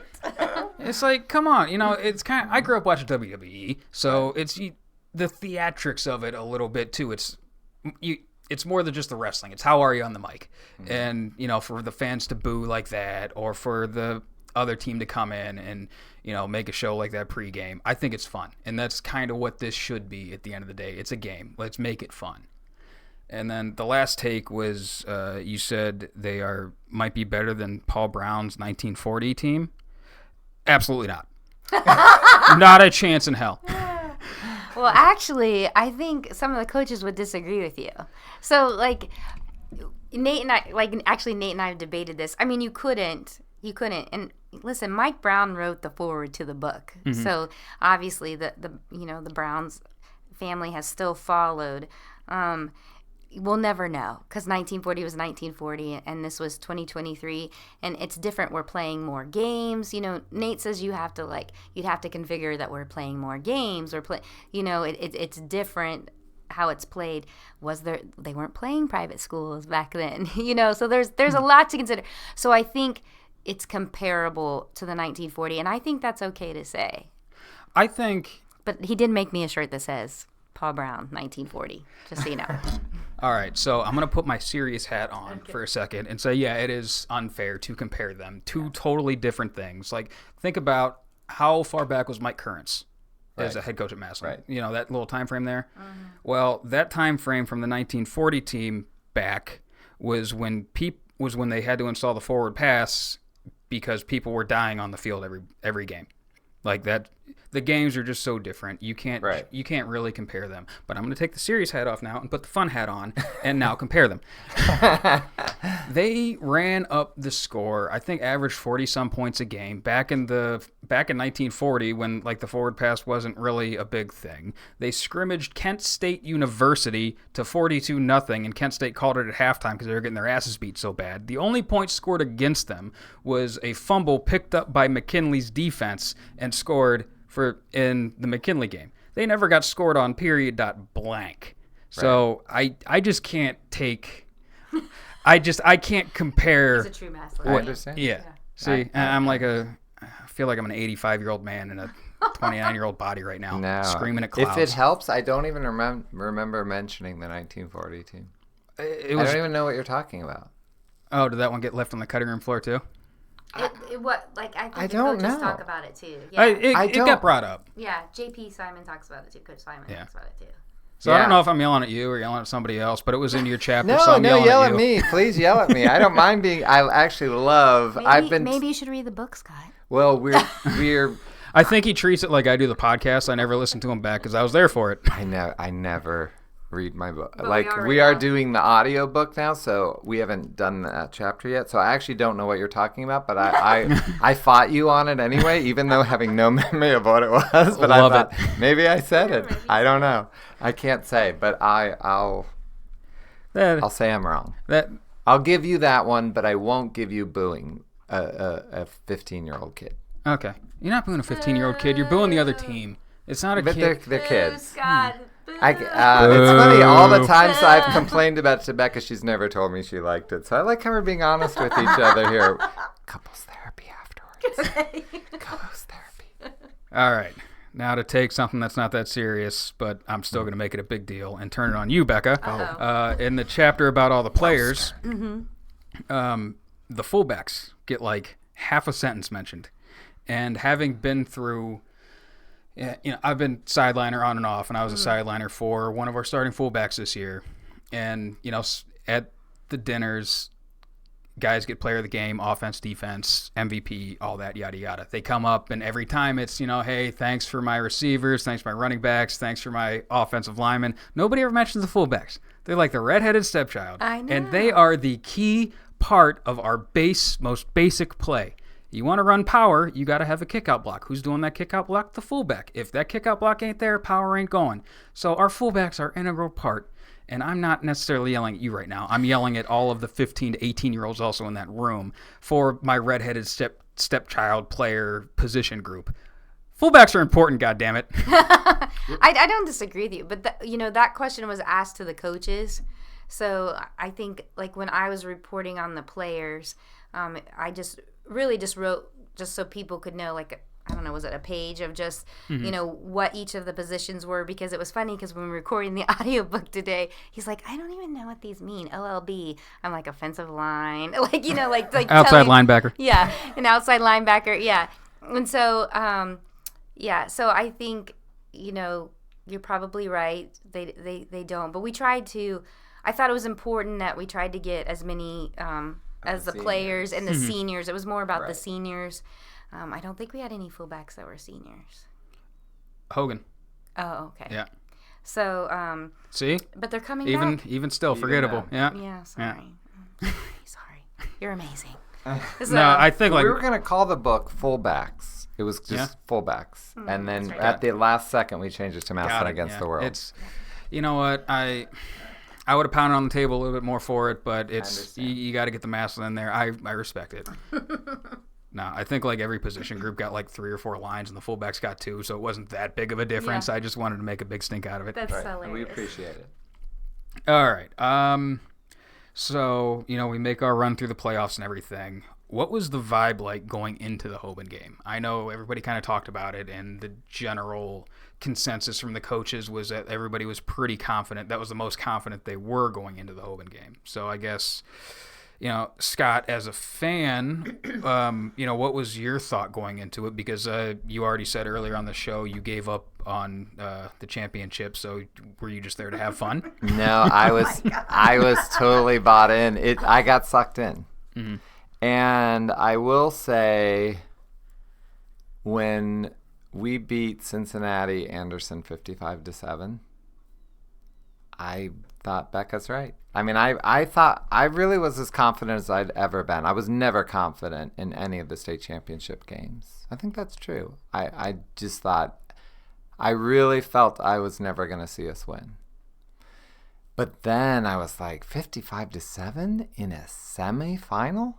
That's insane. But they didn't punt. I know. I'll never get over that the rest of my life. Never. That's the strangest game I ever saw. But I actually kind of thought, and the other thing is, I thought if we get ahead, we're going to win the game. So when we scored first, I kind of thought we were going to win. And then when we got the safety, I don't even want to talk about the second half. I was miserable. It was the worst. I was a horrible, horrible human being that third and fourth quarter. But also, Becca, when you filmed your thing for Tiger Talk, I was like, that's the most nervous I've ever seen you be. So you were a little nervous before the game. Oh, when I was on the field? Yeah. Yeah. I mean, a little nervous. I think, so I love something that Nate did this year. So on Fridays, our game day, the guys wore a shirt and tie. So when they got on the bus, they were like, not talking about the state championship. They were saying it's a business trip. So everybody was serious. Big Mike's the last one out of the locker room, like he always was. And I'm like, yep, things are going as planned. Like it's like you saw the whole routine. Everybody did, puts their things under the bus. And this is something important too. Our bus driver had been the same bus driver that we've had. We use Pioneer, and he had to really beg to drive us over there. So when I saw him, I said, ooh, this is a good sign. Like I felt good.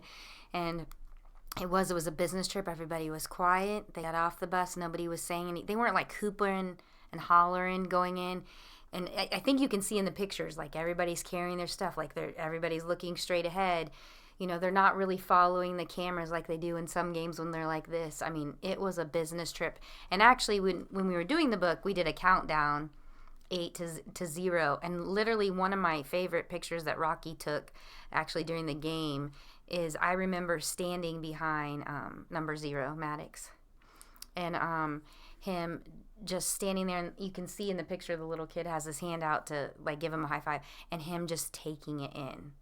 So I felt when our kids took it in, and you saw them take it in, and they went in with this business trip in mind, I was like, it's over.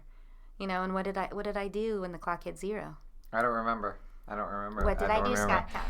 She directly ran. Now, this is before she goes to see her husband. She comes to me, points at me, and says, I told you so.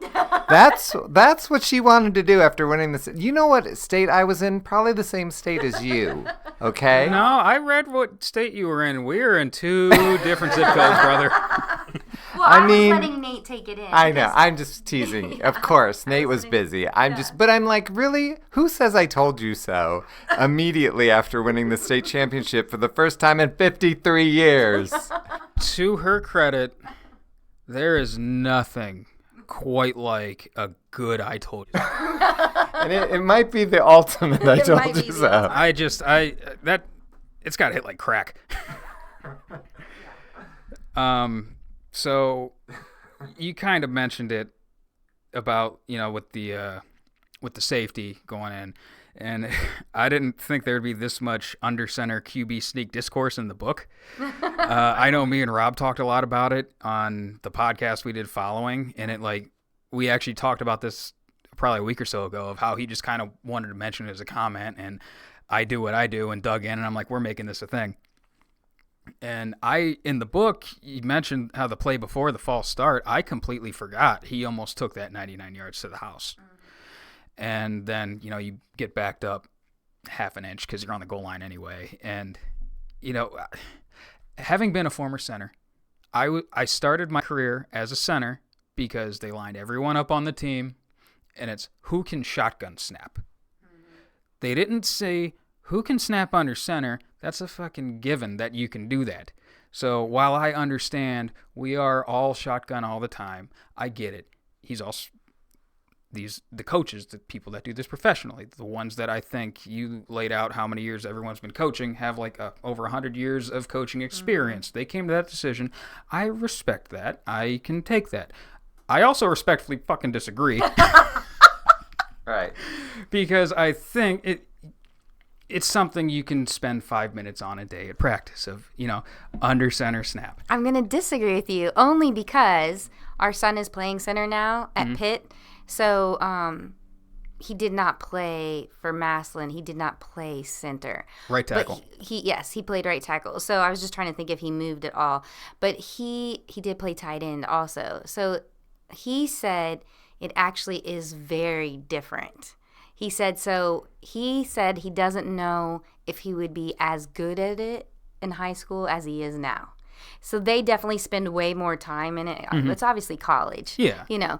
So I just think, and if you read the book, you see how much time, like Mazer even breaks down, like how many minutes are spent in this and this and this. And so you're talking about 15 and 18-year-olds, So I do think that it is different. And when Nate explained it and when Trox explained it, like I understood it. And then I'm not sure if this is in the book or Nate was talking about this the other day. He said, I'm actually glad we got backed up instead of having to kick it out of there. He goes, the 2-point conversion was better than having to kick it and then them run it back for a touchdown. So just remember that. On that, I think if you ask anyone, have your punter being 5 yards back is a absolute nightmare.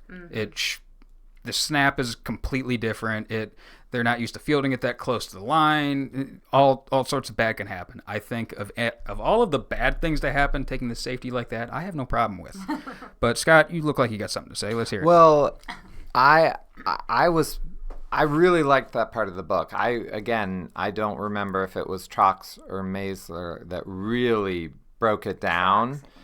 But it made me understand it for the first time. But I also respectfully disagree with them because I said take a freshman who's never going to see the field, and during practice he just learns how to snap it in case we get a center. Easy with a freshman? Absolutely not. No. What's the difference? Whatever, a senior that's never going to take it. I'm just saying you take someone who isn't going to play. Why, that's all you do. Oh my God. That'd be your job. You'd have 16 weeks. Okay, somebody snaps in it. the biggest moment of your life. It wouldn't be the biggest moment of your life. That's what you do. You do it. I think this is in the book, but I never said I was a coach. So these are my ideas. Just so you know, and we can say this now so we don't jinx it, but our center never had a bad snap the whole season. And just so you know, like this, he's not going to play football anymore. Like this was it for him, and like he knew that. But so we had to call a timeout, which you read in the book. Why?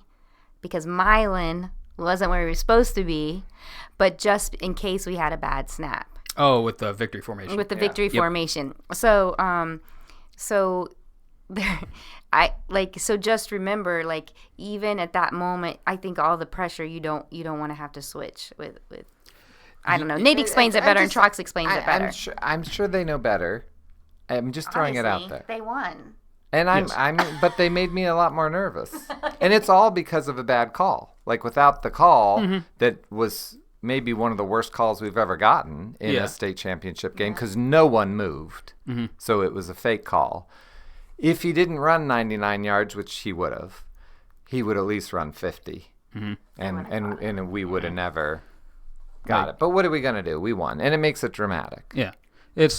I just like talking about stuff sometimes. This is one of those things. I will always defer to the guys that are doing it unless it's like objectively just what the hell was that, which I've never seen our coaching staff do. So they always get the benefit of the doubt from me. I'm just saying as a center, you even said for Terrence, it's different, not necessarily harder. And it is different, but I would never, ever, ever put some kid out there on the field that's never even seen a snap. I didn't say that.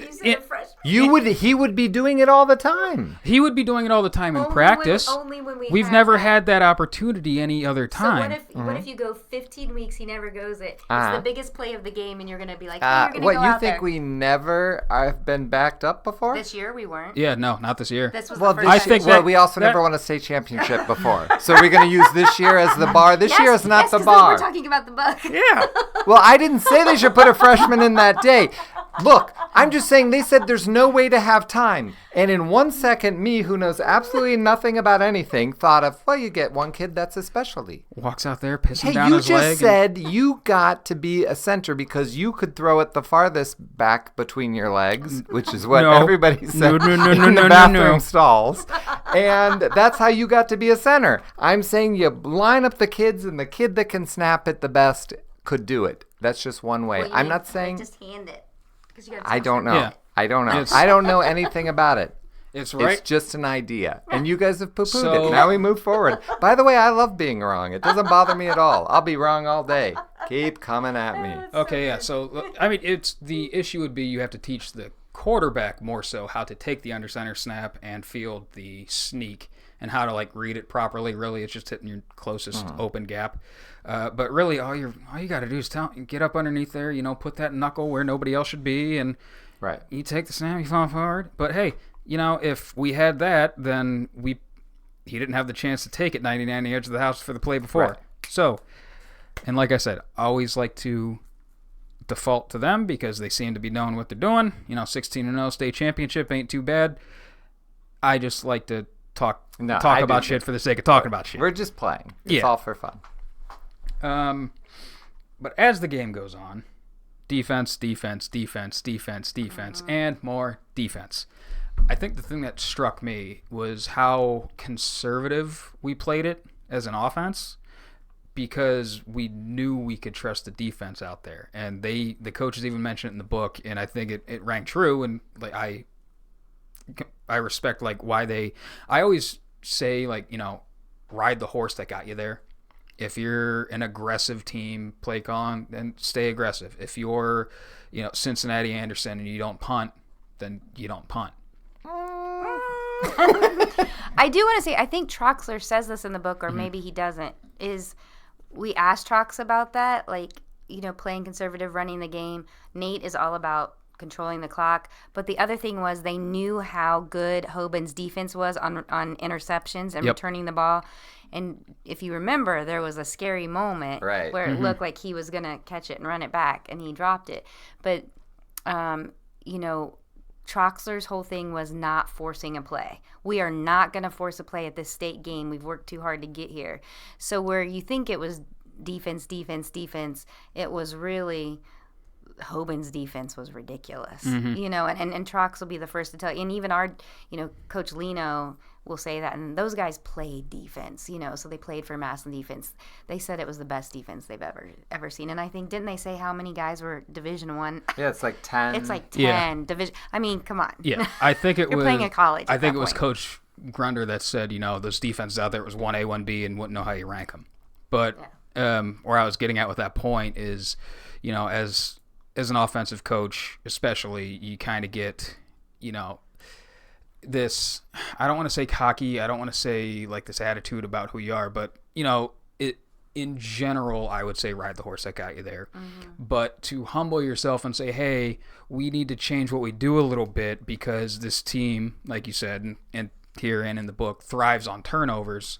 We're just going to control the clock and we're going to trust our defense to do its thing.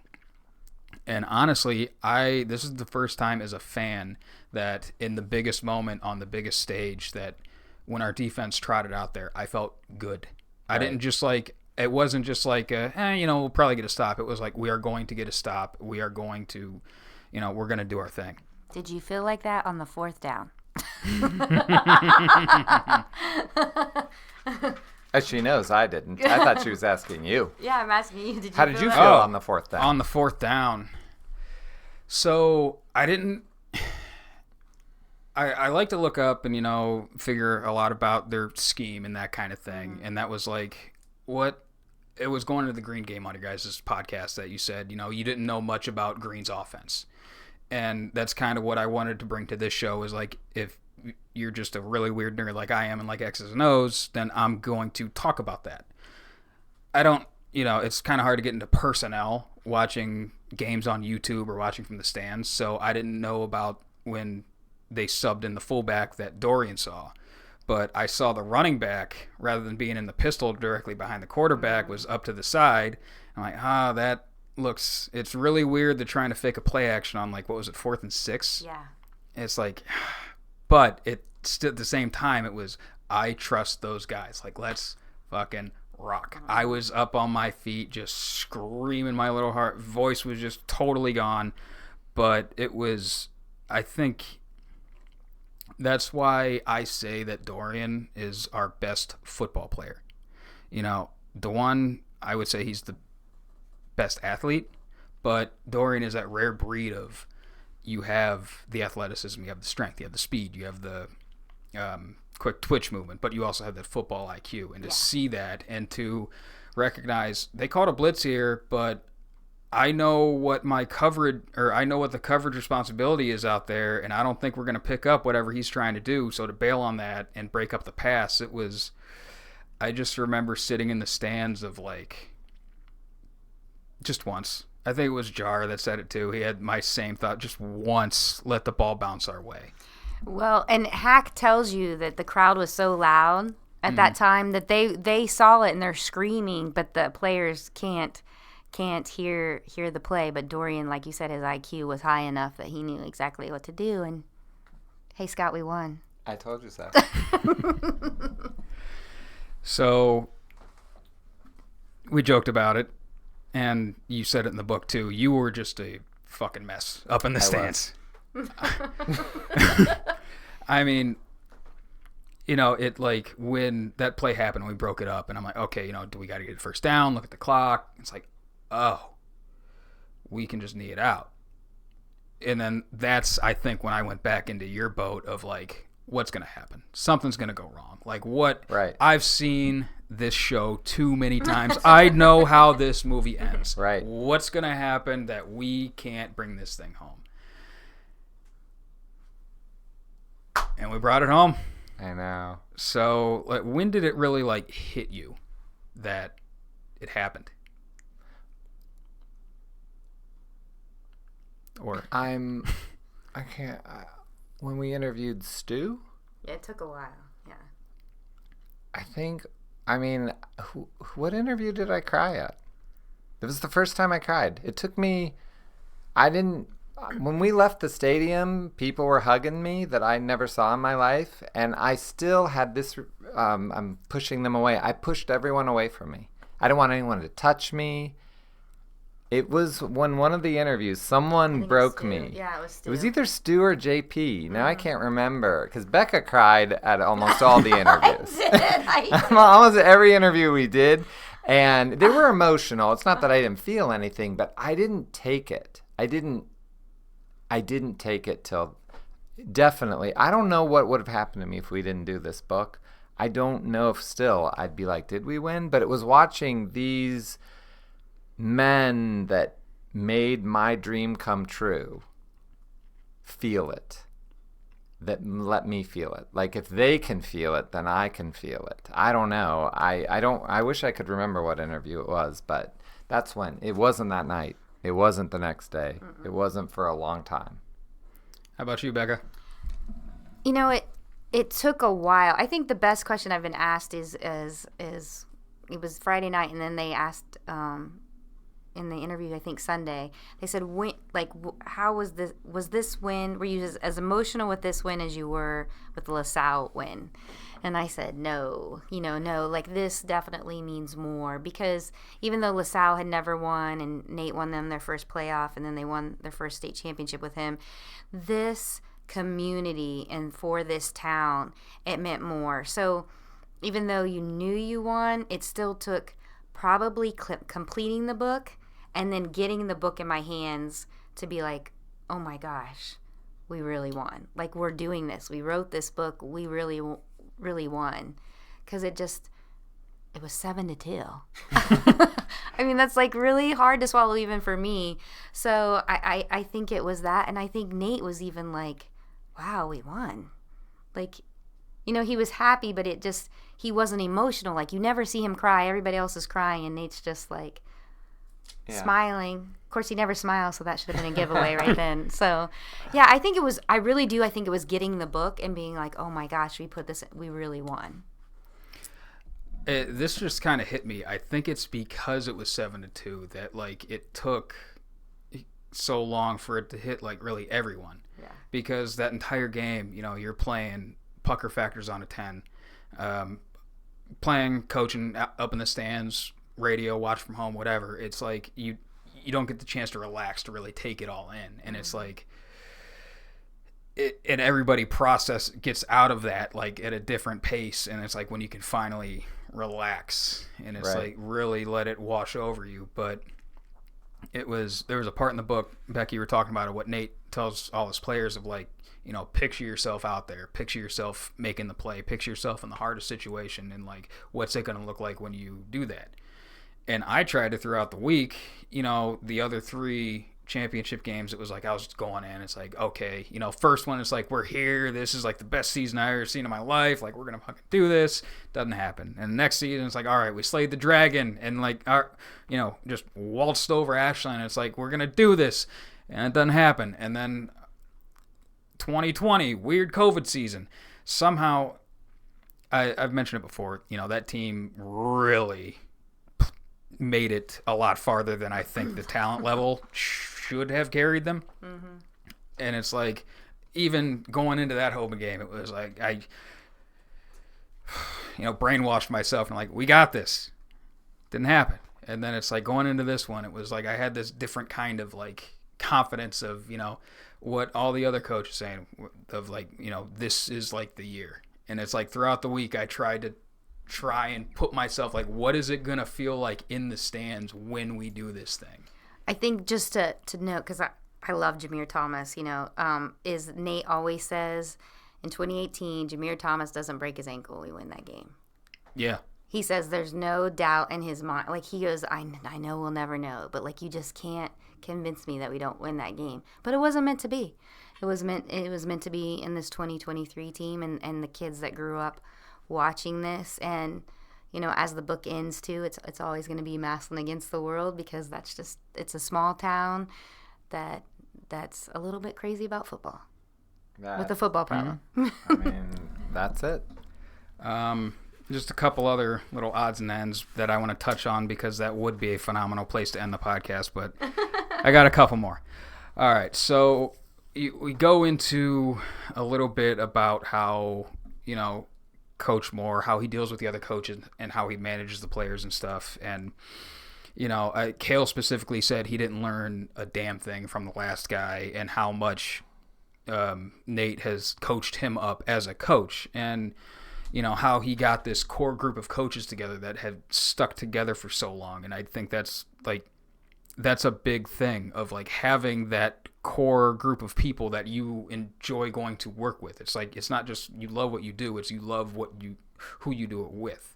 And then like talking about the team GPA, we were on the Connor Stallions trail for a little bit on this show last season, and he had one thing of like this one idea of, you could tell a lot about a guy from his GPA versus his test scores. Like, does he test really high but he has a low GPA?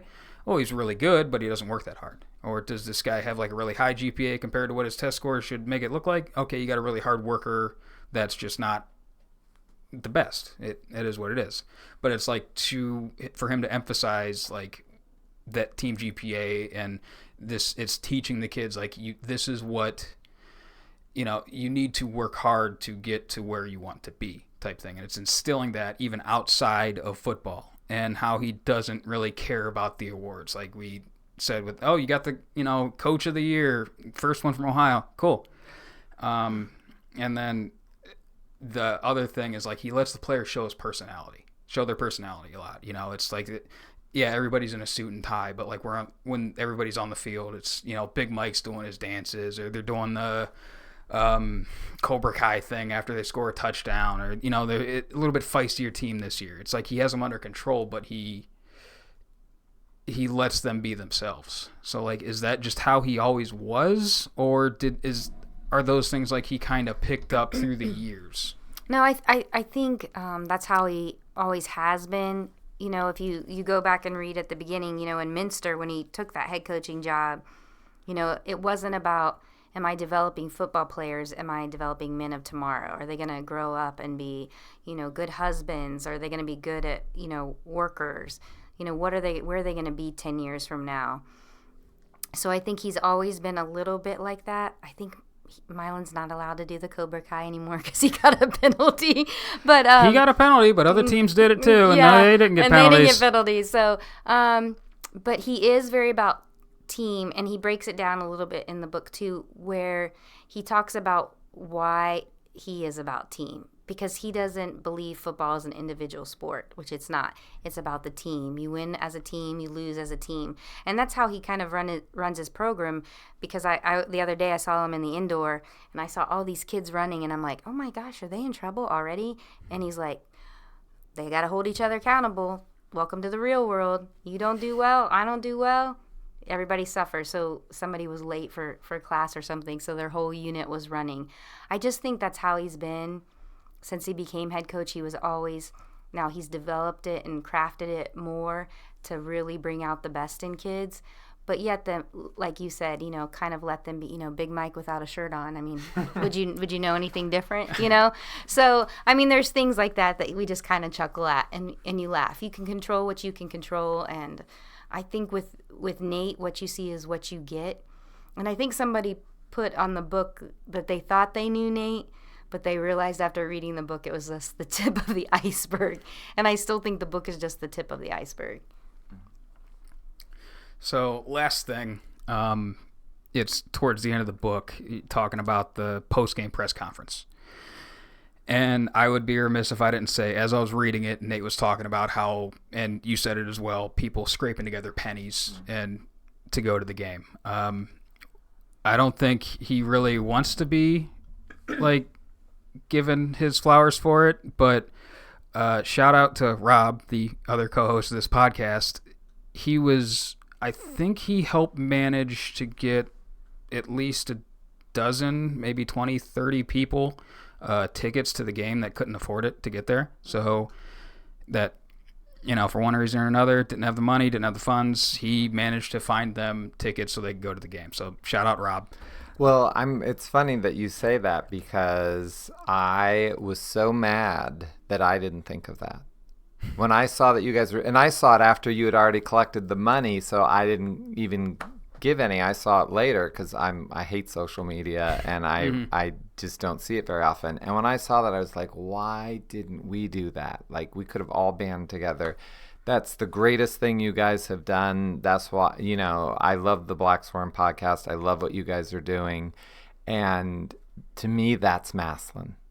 That's when people should say, typical Massillon, helping the underprivileged. And that's why I'm so proud to be Becca's co-host, because she does that all the time. The amount of people she helps every single day that's why I don't help people, because she's doing my share. Otherwise, I'd be out to help them. But I'm glad you guys did that. That was really classic. That was all Rob, I think.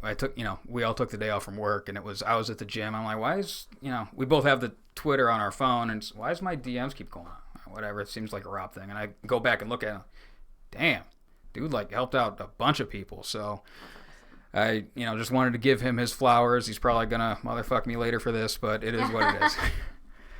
Seems fair. And then it was, so back to that post-game speech, it was really cool how, not just the coaches, but the players, too, were talking about how this was for the city. And it was you could just tell it was them speaking naturally, and that's what it meant to them. It wasn't just some, rehearsed line that Nate gave him a cue card and said, hey, read this. It was, it's special that they, really fully comprehend what they did for this town, because it's a special thing. I haven't seen it in 53 years. But in that speech as well, that's the first time I have ever heard Nate repeat himself in a speech. With the you die twice. The first when you actually die, the second when the last person says your name. He gave that speech at sideliners of the 2018 game, and I got chills. I'm like, oh god, this guy can fucking talk. But that's always been I'm kind of busting his balls a little bit there, but that's always been a thing that's impressed me about him, is especially the fact that we had Jason and it was the same 4 things every time for 4 fucking years, of how he always has something different to say, but it's not forced different. It's like it's natural. It fits the situation, and how he can just, to put all that in a bow, how he is, a leader of men, of grown men and soon to be grown men, and that he was the one that brought this thing home for us. Yeah, I think people underestimate how intelligent he is. He's highly intelligent, off the charts intelligent. I don't know. I'm just his side partner, I guess. But yeah, he is very intelligent, and he does do a lot of reading. He's always reading to educate himself and better himself and to be a better leader. And I'm always like, Nate, you should write a book, and he's like, I'm not good enough yet. So it's interesting. He's always like making himself a better person. So not only is he holding his coaches and his players accountable, and as an athletic director, those who work under him, and I think Dave Lautenschlager says this too, like they don't realize what a great athletic director he is besides being a head coach. Like he takes his job sometimes to my dismay too seriously, but that's what makes him great, and that's why he doesn't always repeat himself. Yeah. But his wife does with I told you so. Yeah. Listen, nothing hits like an I told you so. That's right. So to bring this one home, we talked a lot on here. It's been awesome. Greatly appreciate you guys giving me the chance to get, read this early, have you guys on, talk about it, bullshit about Massillon and under center and all this, that, and the other. What, if you have any more words for it that aren't in the book, what does this championship mean to you?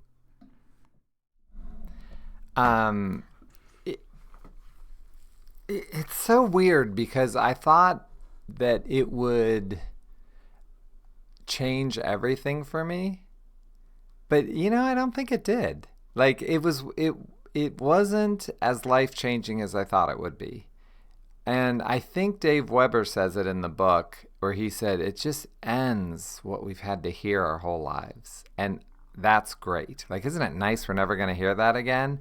But it didn't make me love the Tigers more. It didn't change. Like, I'll still be there at the first game as excited as ever. I can't wait to see my Section 14 seats because they make you happy when you go back to that same spot.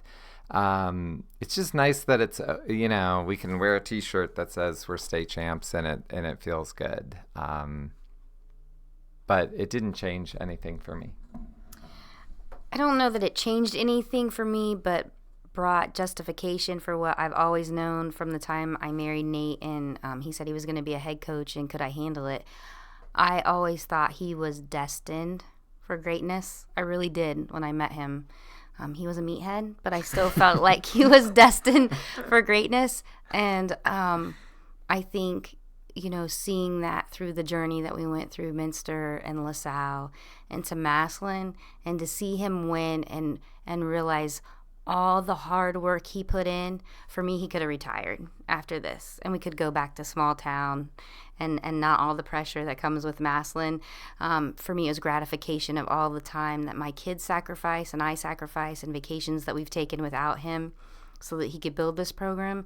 So to me, what changed was the I told you so in my head to Nate Moore, that you are the best, even though he'll never take credit for it. So for me, that's what changed it. Feels good as a wife who people forget the family sacrifices so that you guys can celebrate this. So that's what it was. I told you so, but it's still always going to be Massillon Against the World. That's awesome. So real quick, where can people find the book? Pretty much in every house in Massillon at this point. You can go to tuckerdspress.com. That's the best place for us to get you the book. That goes directly to us. I'll throw the link in the description for all the stuff. It is up on Amazon, and we are working on an audio book, which should probably be out in a month or so. So there's an ebook, an audiobook, and a paperback. You got all your options. And thank you for doing a podcast outside of season. We really appreciate it. Right away we were like, we got to go on BlackSwarm podcast. So we really appreciate and everything you guys do. And we'll get back to being enemies as soon as the season starts. As much shit talking as we can do. Damn we're right. good to go. So thank you so much. This has always been, by fans, for fans, and I think every fan should get this book. It's an awesome read. You zip right through it to the point where it's like, well, damn, I'm already done already, and who the fuck is cutting onions in here? So, yeah, go out, get the book, or the audiobook whenever it drops. And, yeah, with that, Massillon Against the World, baby.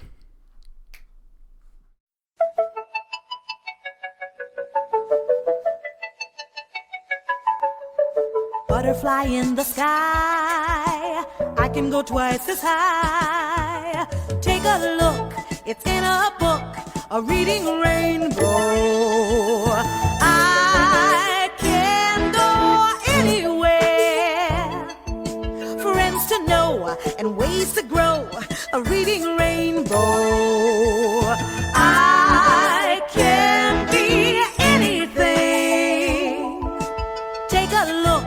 It's in a book, a reading rainbow, a reading rainbow, a reading rainbow, a reading rainbow. A butterfly in the sky, I can go twice as high. Take a look, it's in a book, a reading rainbow. I can go anywhere, friends to know and ways to grow, a reading rainbow. I can be anything. Take a look, it's in a book, a reading rainbow. I can go anywhere, friends to know and ways to grow, a reading rainbow. I can be anything. Take a look, it's in a book, a reading rainbow.